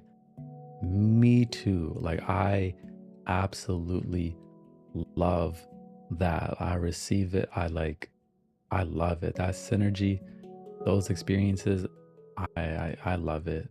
You know, that is something I live for.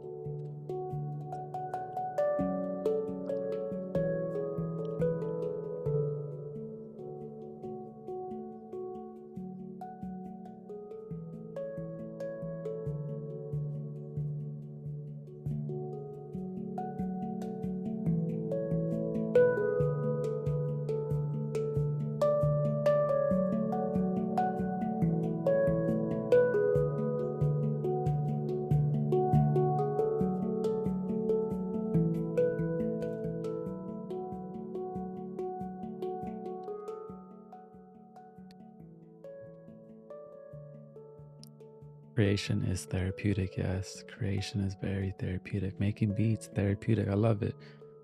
I love that flow when I'm like fully immersed in a beat and I'm enjoying it and I'm liking it. It is. And then I love like that feeling of listening to it the next day. Sometimes you listen the next day, you're like, whoa, that sounds different. Sometimes you listen, you're like, yo, I'm fire. You're like, yo, I'm good. Like, yo, this is nice. I got a couple beats that I want to make some videos to. I've been like kind of, I don't say procrastinating it, but it just hasn't been the time. Hasn't been the time yet. But we'll do it. We'll do it. We'll do it. We'll do it.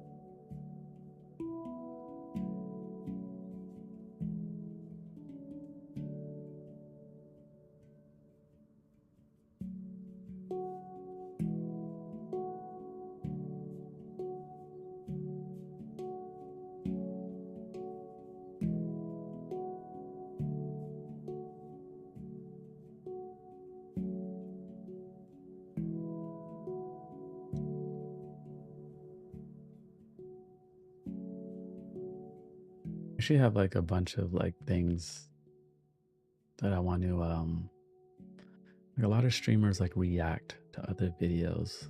But then I was thinking I hear little sound bites that I like and I was like, I think instead I'm gonna like just react to the sound bites and bring the sound bites into the workflow. Unless if the visual is very beautiful or something to look at. But I was like, it's actually what I'm gonna do after this stream. I'm gonna be downloading a bunch of clips, things that I've heard that I feel like are really interesting to reflect on and talk on for the next stream. So we can have a little bit more themes and things like that, you know?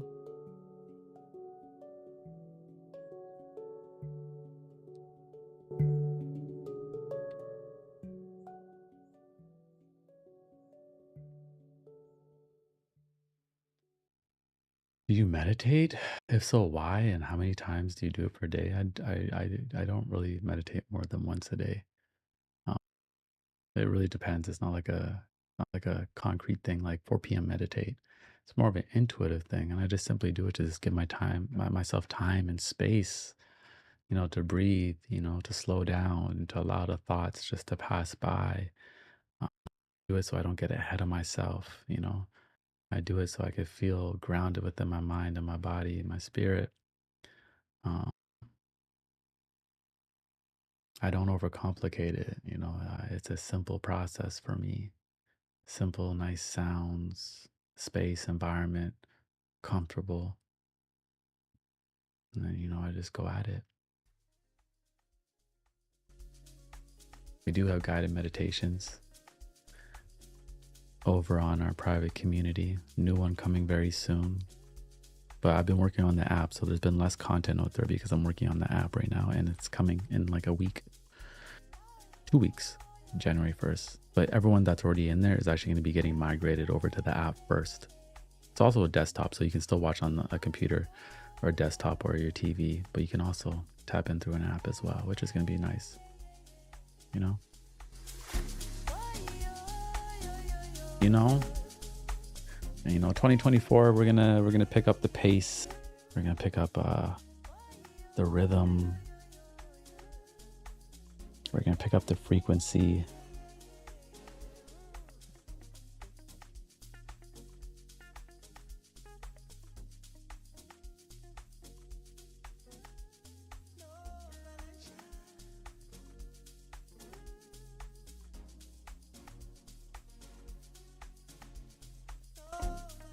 Can you tell us more about the app? What is it for? Well, the app is just like an extension from Ko-fi, right? Because I find Ko-fi, if I put, it's just really a place I could post videos. There's not much else I can do there. So the app is just a place where everything can be organized. Like, when we have our own courses, they'll be in there. There's exclusive content. There's an area where people can chat, so, the community can chat with each other in there. There's a calendar. I think the calendar is like a main thing where like you're going to know when the live streams are. You're going to know Thursday there's a study stream. You're going to know Tuesday there's a exclusive stream in the app. You're going to know Friday a direct link to the stream, maybe somewhere else, wherever it may be. You're going to be updated. And again, it's just going to be more reminders in there, more consistency in there. And it's just mobilizing everyone together in a better user experience. And then the beautiful thing is just ad free. So no distractions either. There's not like YouTube trying to recommend other videos or YouTube putting ads into it because I've put the music into it or whatnot. It's just gonna be there, so it's gonna be a good thing, man. It's gonna be a good vibe. It's gonna be big too. It's gonna grow like crazy. Everything's gonna grow. 2024 is gonna be very prosperous for everybody. Very prosperous for everybody. It's gonna be good. It's gonna be very good. Okay, I only got a couple more minutes and then I'm gonna do some work.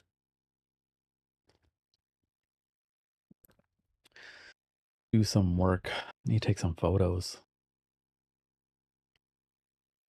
Need to take some photos.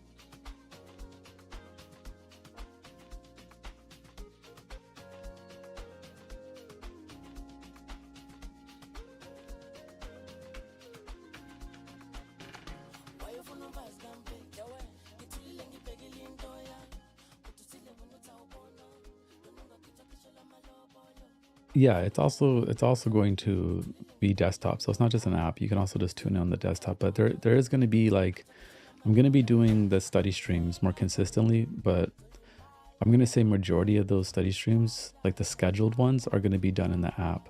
So for those people who really enjoy that, it's going to be done through the app, through the desktop version, whatever it may be, through that community.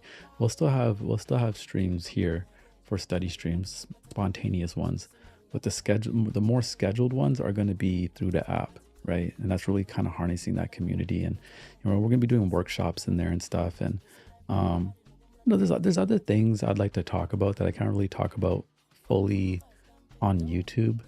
Also because I'm a father, so I don't want my daughter listening to everything.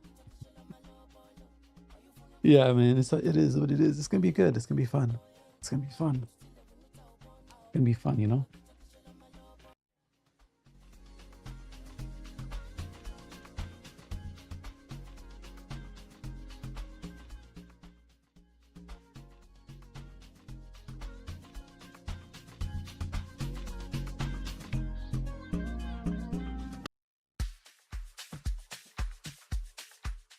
I listen to? Yeah, I do listen. I don't know how to pronounce his name, but Adekunle. I don't know how to pronounce his name, but I do listen to him. He got a bunch of bangers. I don't have anything of him queued up right now. Definitely have a bunch on my Spotify, but nothing queued up in my software at the moment. Still building out all the tracks in the software, just downloading things and things like that.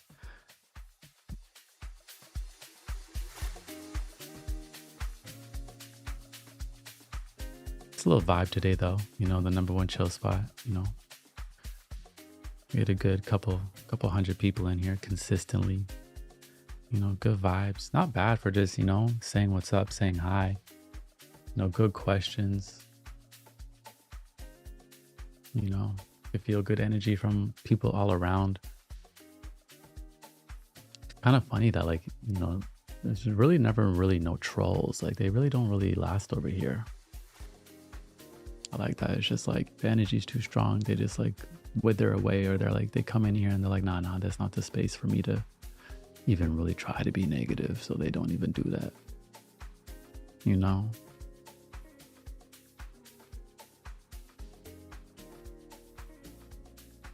Beautiful day though. You know, make sure you set some intentions for this week. Tomorrow's Sunday. Tomorrow's a good day to get ready for the week. What am I doing tomorrow? Let me think about it for a second.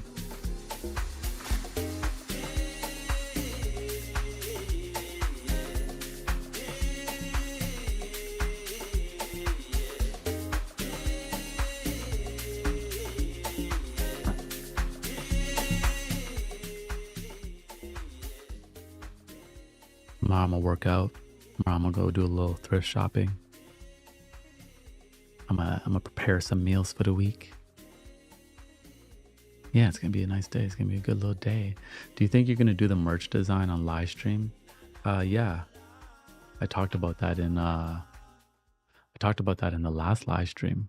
But yeah, we are gonna do that. I'm just gonna be figuring out who's gonna be doing the design, and once I find someone that's gonna do that, I also got to just make sure they're down to do it on live stream as well. But it'll be a collective creative experience where we're going to design the merch on live, and all input is welcome, which is so cool. Hey, shout out to Jacqueline, who's going to an Afro Deep House event. I wish I was coming with you. I absolutely love Afro Deep House. That's so cool. I wish I was going.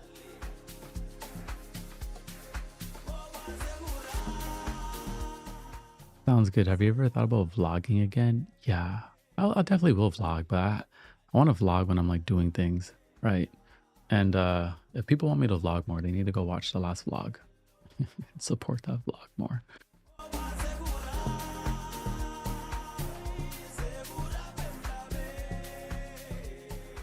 Have I tried moringa? Yeah, I've tried moringa.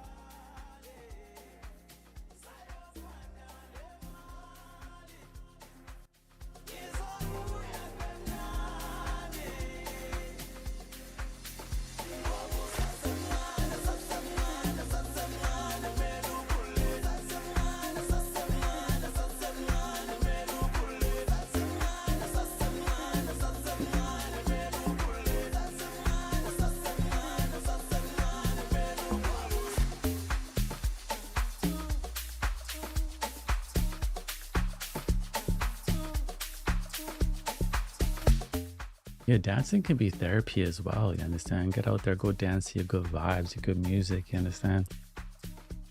You know.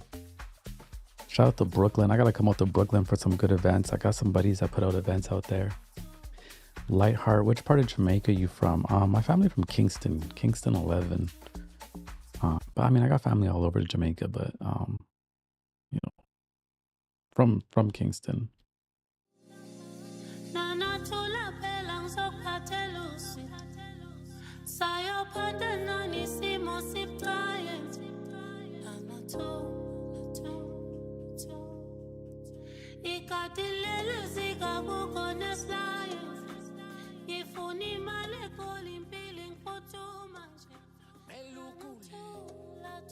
When you say go live on an app, what are you talking about?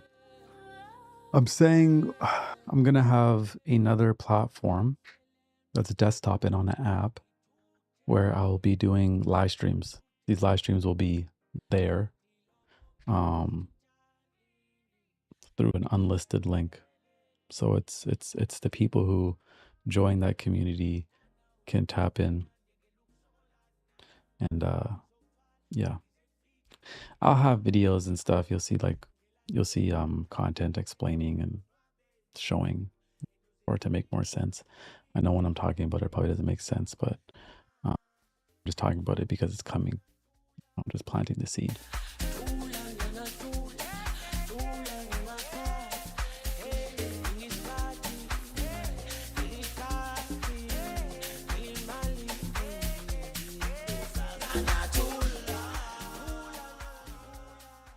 AP needs a beef patty now.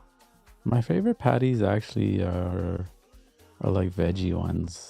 Um, I love a ackee patty. I had an ackee patty one time, not more than one time, a few times. I was like, Lord, that was good. That was good. Advice on uncertainty. Oh my God, I talk about uncertainty all the time. I'm like an uncertainty junkie. I always say uncertainty has the spirit of a child, right? What do children do? Children ask a lot of questions, right? They are very curious.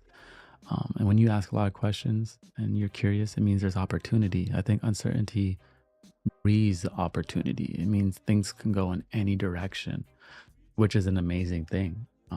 Just a lot of times when we are in uncertainty, we focus on all the bad things that can go wrong. But we often forget about all the good things, the amazing things, the things that are going to catch us by surprise, the things we don't even expect. You know, these things can happen in uncertainty as well. Veggie patties are slept on. They truly are slept on. You know, they truly are slept on, especially if they're done right. Actually, there's a girl in my city who makes these veggie patties that are absolutely immaculate. And I need to get more.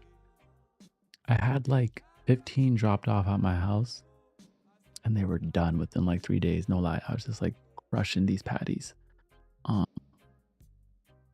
should have paced myself because I haven't had any since then. And she doesn't make them full time. She only makes them sometimes. I need to get in contact with this lady and get some. I need to do that.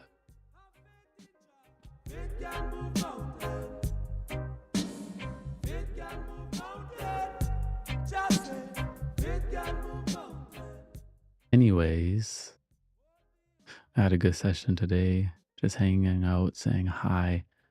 I always say it, but like I'm trying to really stream almost every single day, trying to make it my main thing. I enjoy streaming more than anything else at the moment. My eyes itchy, sorry. Did you decorate your studio? Yeah, of course. Of course. Of course, of course. Nobody else could have done my studio for me because nobody else feels my vibe like I feel my vibe. You know, no one else could have, no one knows what I want to do, what I'm going for. It's all me. I don't say that in like a chauvinistic way. I say that in a way like things have to feel like me for me to be comfortable. It's got to be an expression of myself. And to me, like in a video, your the way you set up your scene, my eye is itchy. The way you set up your scene or whatever you can call it, your studio, your home, it should feel like it should feel like you. It should feel like an extension of you, however you want it to be. And I think that adds to the atmosphere for the viewer, but even beyond the viewer, for myself, you know, from myself. It makes me feel more comfortable. Um, it took me a while to set it up too. Like it was really hard to film videos when I didn't have it feeling or looking the way I wanted it to look. But we got it now. And I actually prefer like just this setup. You know, I know a lot of people for a while were like, Heinz, I need you closer to the camera like you used to be. I need you close to the point where I could feel your breath. And I was like, that was a time and a place. That was a season. That's what was needed then. That's not what's needed now. You know, that's not what's needed now. And I had to honor that. I didn't want to force something that didn't feel right anymore. So how we have it set up right now is actually how I want it. I feel much more just like hang out, you know. We just hang out.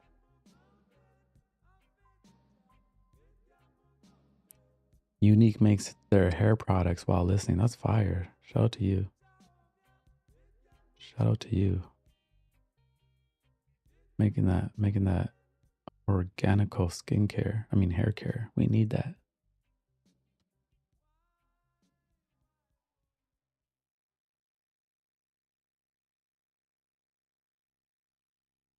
Blessings, y'all. I go make some videos and shoot some pictures. Again, always number one chill spot.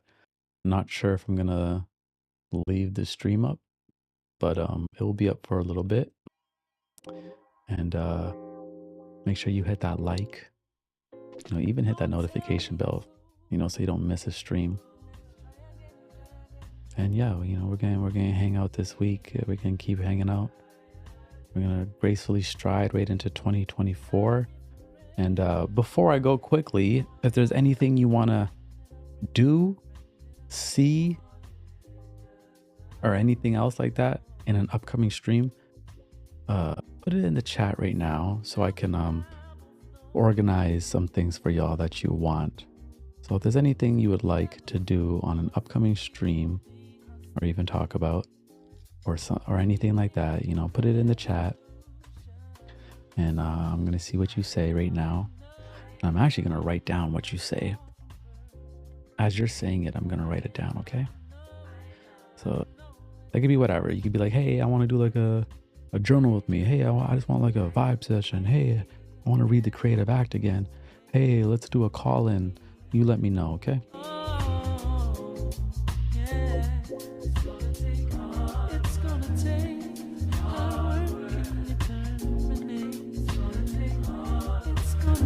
Sandra says, can you make tea in front of us? Yes, we can do that.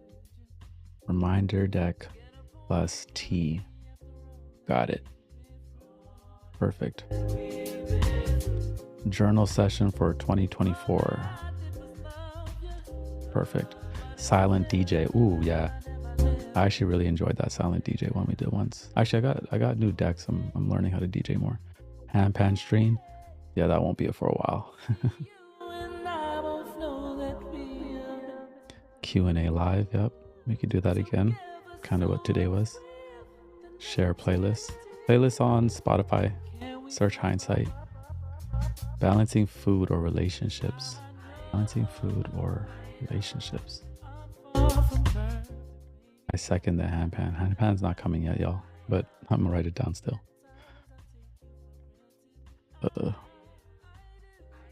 Call in.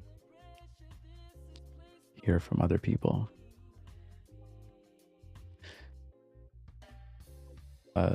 Religion stream. Yeah, we're gonna do that.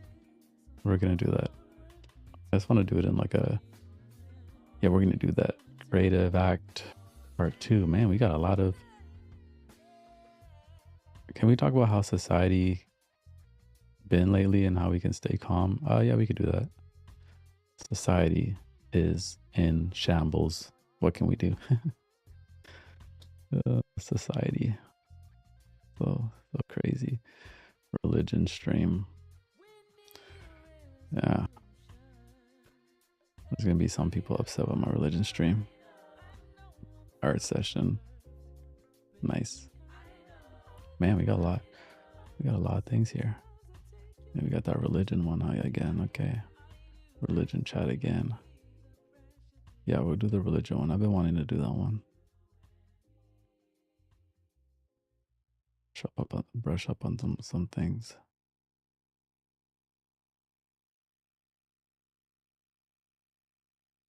Okay, that's a lot of ideas. We shall do that. Oh, one more.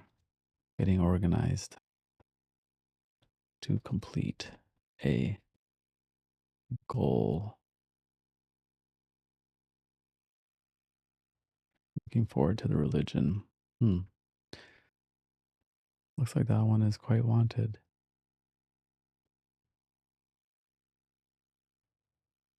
What what religions are y'all most interested in? What are the main religions in the world? You have Christianity, you have Islam, you have Judaism, you have Buddhism, you have Hinduism, you have Sikhs. Um, what else is there? I think that's about it. I mean, there's obviously a lot more, but those are like some of the main ones I know. AI stream. Oh, I love AI. We could talk about AI or how we use AI and maybe the negative effects of AI. We could definitely do that.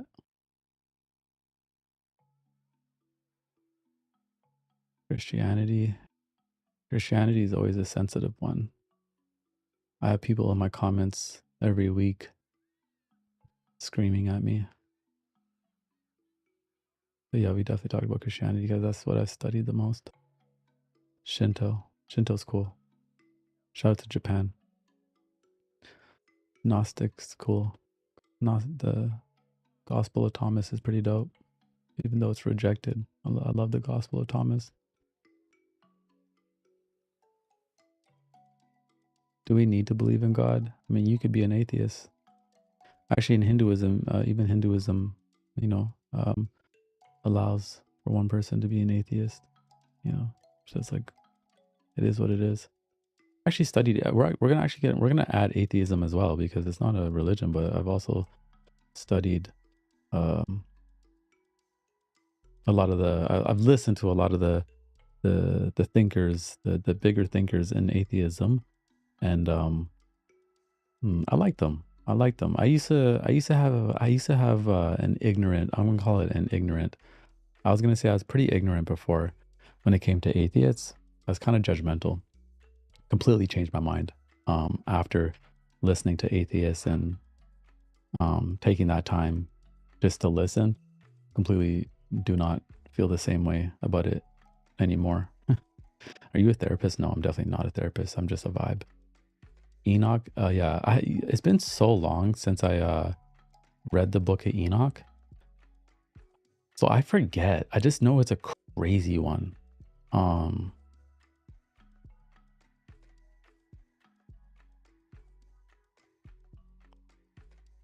One says I was abused by that religion. Which religion are you talking about? Rastafari. Oh, definitely Rastafari. I understand. I still look at life through the lens of Rastafari. You know, I'm still a Rasta. I don't subscribe to Haile Selassie being God or anything like that. But like the livity, you know, the positive vibration, the outlook on life, the way I see the world is very much still Rastafari. So someone says, I've lived surrounded by atheists and it really changed and strengthened my relationship with God. Exactly. That's actually something interesting that happened for me as well. It actually happened. Yes. Good point, Rudy. I'm gonna have to write that down.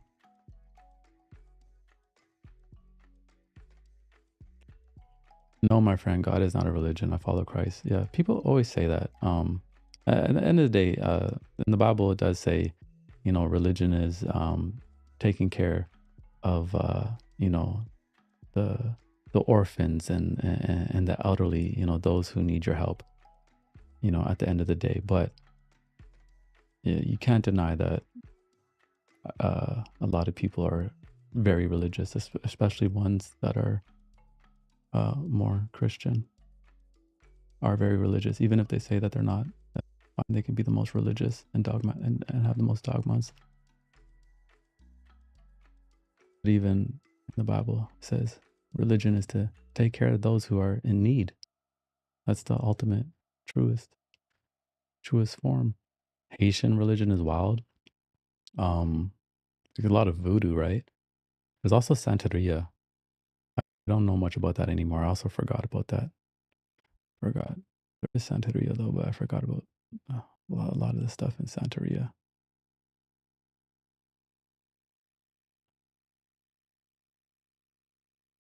I was like, I'm not a therapist. I'm not a therapist though. Like I don't want to be a people's therapist either. Like I don't want people to think I have all the answers. I really just is what it is.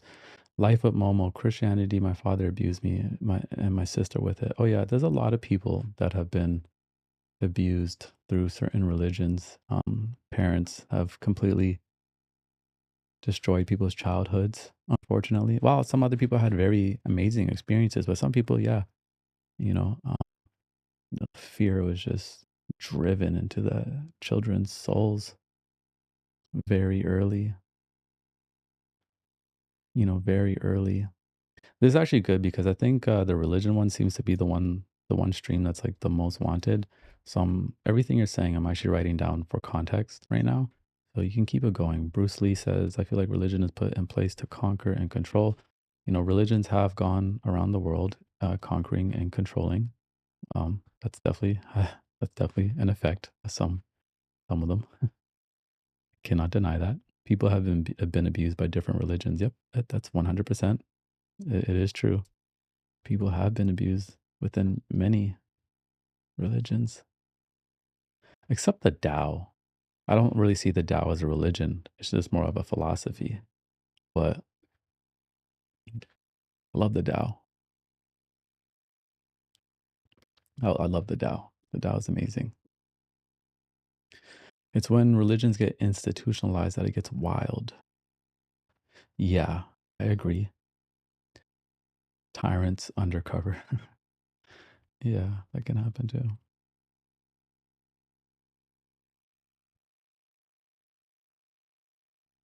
Rusty Game says my fiance was abused with religion, but my Swahili teacher said Christianity saved her from ending her life. It's a two-edged sword. So that's the unique thing, right?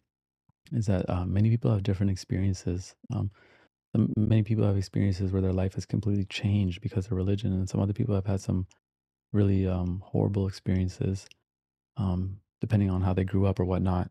Um, and you could say, oh, it was because of the people and not the religion. But obviously, through interpretations, people have I don't even know misuse it.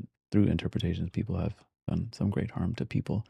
So it's unfortunate. It is a two-edged sword, right? Because it's such a sensitive conversation when you can have someone say, "My life was changed for the better," and then someone else say, "I was abused." It's like it's such a wild contrast, right? And those conversations really need space and understanding, and not trying to force belief onto people, and to really just listen.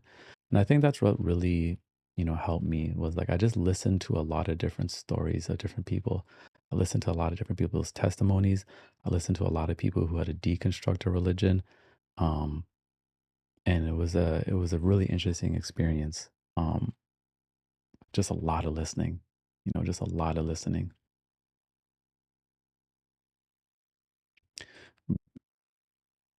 Could talk about Zen.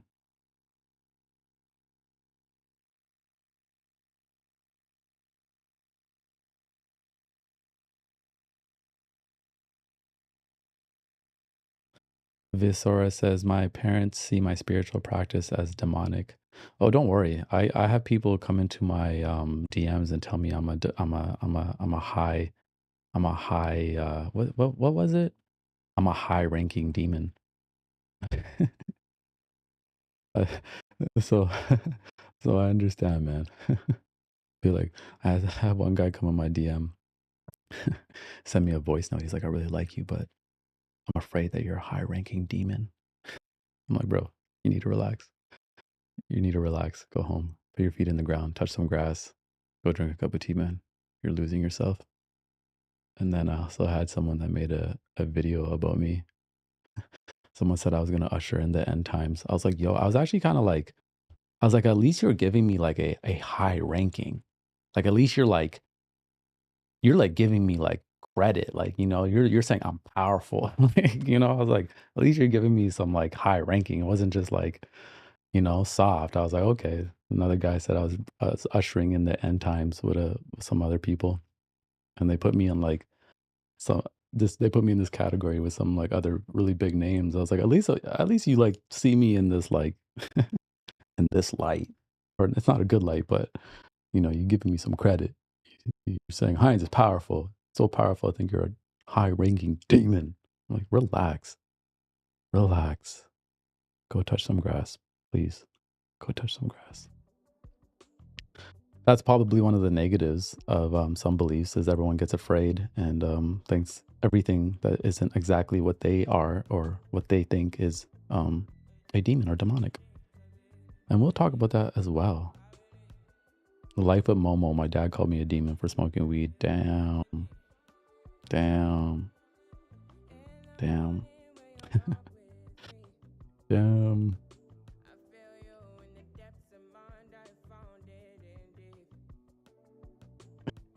Calling the chillest man on the internet a high-ranking demon is some high-ranking demon activity. Yeah, that's crazy. That's crazy. That's so funny.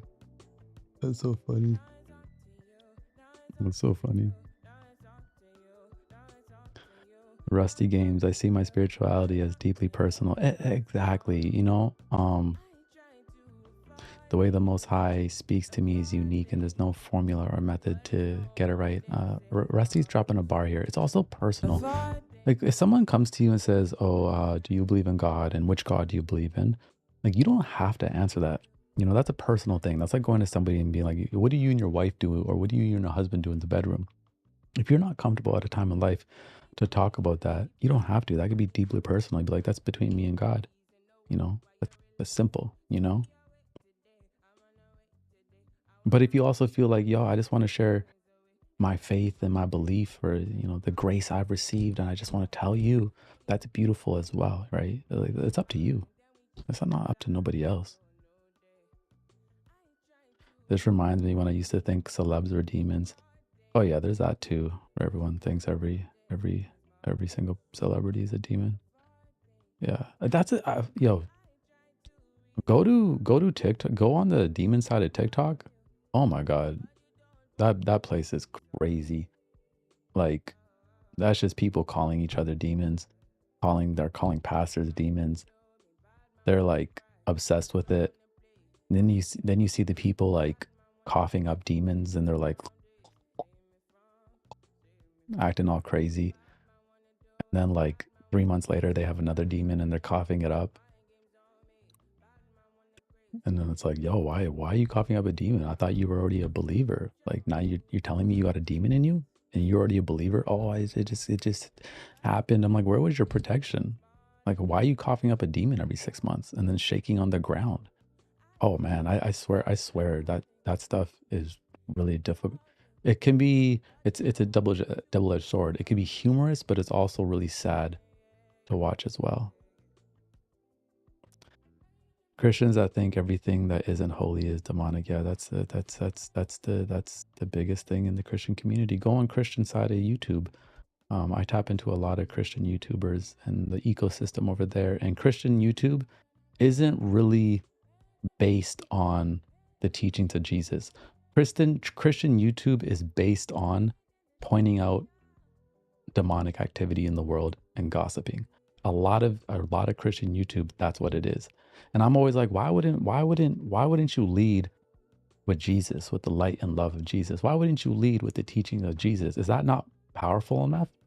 Or does it always have to be talking about something so negative or saying somebody is evil or critiquing this other? It's like, why is it like this? It's like it's so much drama.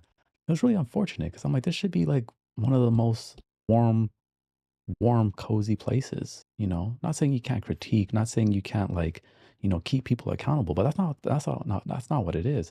I actually think the Christian content creation is Christian content creation spaces on TikTok and YouTube is some of the most negative, toxic spaces on the internet, right?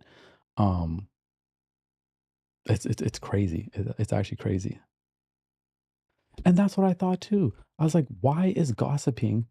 I was like, gossiping is a sin, right? Like gossiping is a sin, right? It's so easy to gossip, but yet a lot of these channels, like a lot of these channels on YouTube, every video is a clickbait title gossiping about something or somebody.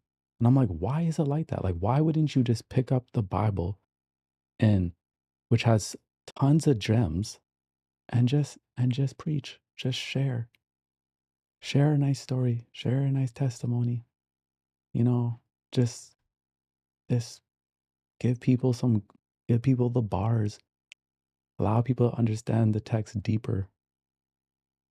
But unfortunately, we live in this attention economy where people don't really think they can lead with like value or lead with something positive. So they lean into highly negative, processed content. That's what I'm gonna call it. It's like microwavable. It's quick and it's there to like really, capture you and put you in a state of fear and make you afraid.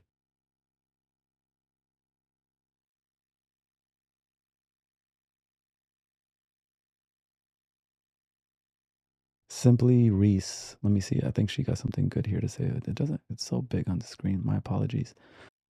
Simply Reese, but it really depends on the person doing the teaching. They call themselves Christians, but are going against everything God and the Bible stands for. And this is coming from a believer myself. Yeah, I think it's interesting. I think it's like, yeah, I think it's interesting. I think it's interesting because it's really weird when you see um, Christian YouTubers beefing with each other and like making videos, like calling each other out. Or I always see people saying, "Oh, this person's a false," and I'm like, man, this is really, really crazy.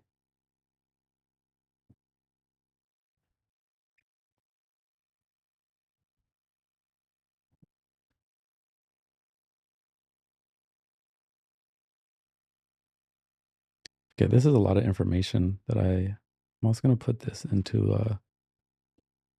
I'm also going to put this into, and we're also going to talk about the positive. I don't want to just talk about the negative. We're going to talk about the positive of Christianity and the teachings I love of Jesus and how they have changed my life and how I feel that he's actually laid out a blueprint for peace, but it's just a process for that peace to fully take place on the planet.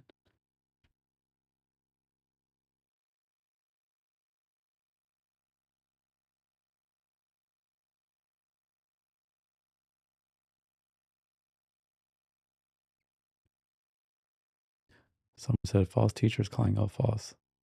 Crazy. Someone said, as a Christian, I know not everything is demonic. Most things are just bad decisions. Common sense, Just sometimes all we need is a little bit or more common sense. Not everything has to be chalked up to like an enemy or something like that, you know? Sometimes we make bad decisions and we need to be accountable for them. Okay, amazing. Got a lot of information. Got a lot of information that religious stream is going to be.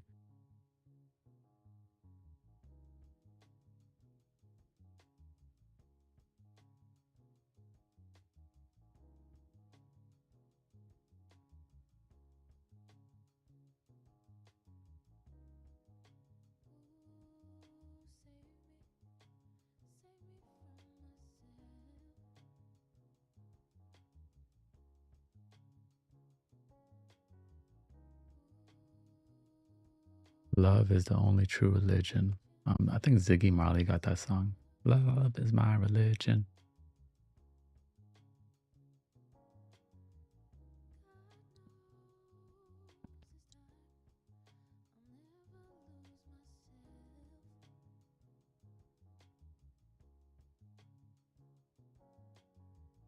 Do the origins research before you step into the Jesus conversation.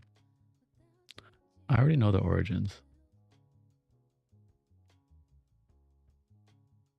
I already know the origins.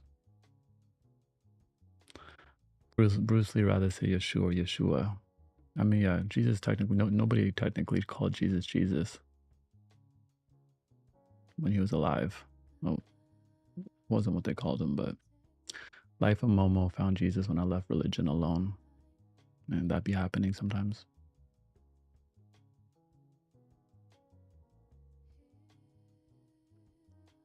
I think interesting to talk about the Indian roots of Rastafari. Yeah, there is a Hinduism connection there, but also Rastafari is really birthed from the Bible.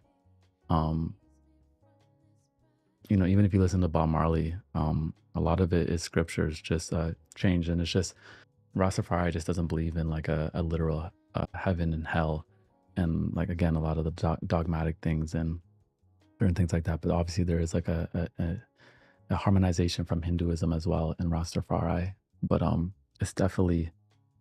it's definitely birthed from you know the Abrahamic beliefs.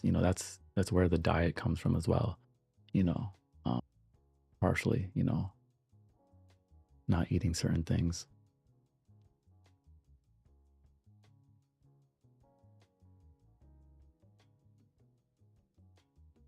Was religion also? No, religion was not a reason for me to be celibate at all. Zero, not even 1%,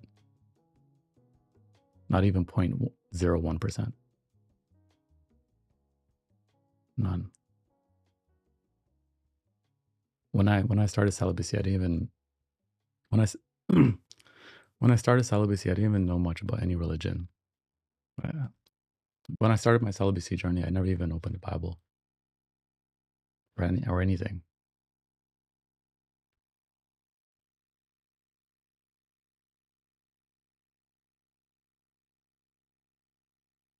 Everything is connected for real.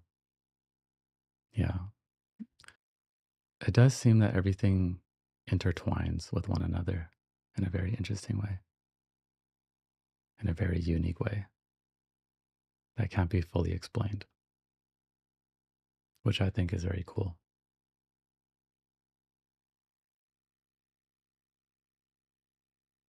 Very cool. Okay, the religion stream is going to be a spicy one. I could tell. It's going to be a spicy one. I could tell. That one's going to need a lot of input from people in the chat. Just a couple more things to write down.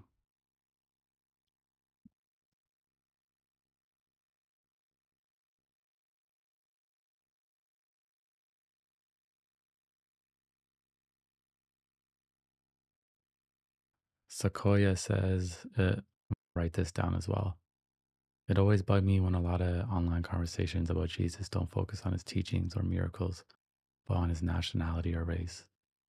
Yeah, that happens a lot. But I think the reason that happens is because the nationality and race was also used against people, right? So when people feel like the nationality and race was changed, people are going to point that out, and then it's going to become its own conversation, and it does overshadow teachings, but also can't deny that nationality and race was also used against people, right?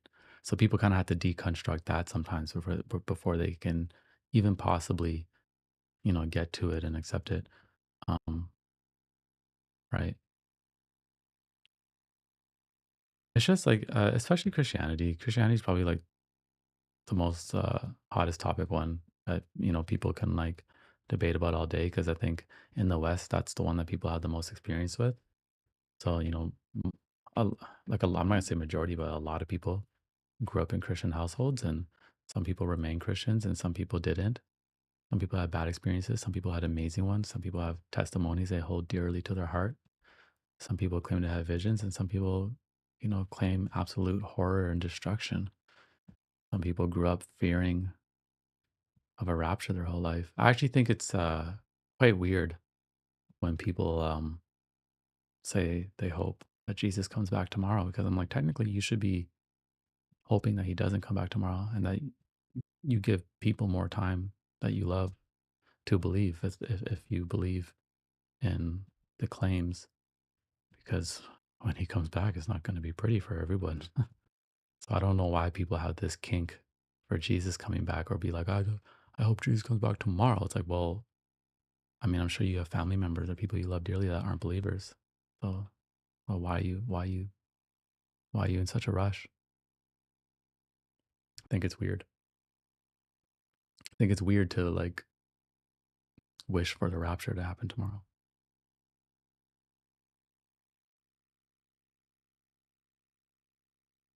Man, these notes are deep.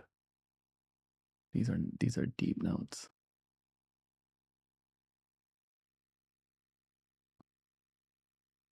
Deep, deep notes. Okay, y'all. Oh, just about to go. We have a super chat now. Thank you for the super chat. Kind off topic, but I wanted to say, Heinz, you're like a big brother, and I'm grateful for your wisdom. I love you, man. Thank you so much, Tay Fleming. I appreciate the super chat greatly, greatly, greatly, and much. Thank you, thank you.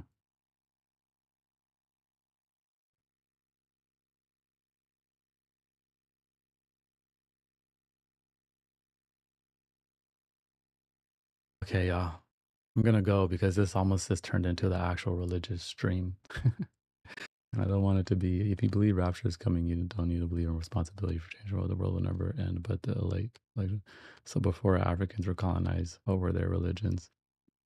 Of course, there's a lot of different African spiritualities. Forget the names of the ones in Nigeria, but yeah, it's true. Um, Islam and Christianity definitely came into Africa, and you know, took over a lot of different places. Obviously, Ethiopia has a deep history with Christianity already, but obviously the people already had a connection with God, you know, back in the day. But of course, you have the stories in the Old Testament of going into distant lands and tearing down pagan gods and stuff like that, and that's literally what people went and did. So it's unfortunate. We're gonna talk about this on another stream, because this is gonna this is gonna get into it. Um, but man, I had such a good day with y'all. Thank you so much. Number one chill spot. Make sure to hit that like button. And the rapture wasn't added to the Bible to the 1800s. I heard it's actually not even in the Bible at all. I heard it's not even in the Bible. Actually, something interesting I just learned, it was something else that wasn't in the Bible. It had something about Satan, like something that's always said and it's not even in there. Just more cultural. Interesting. Interesting. We have a spicy, spicy stream ahead of us. I'll see y'all soon.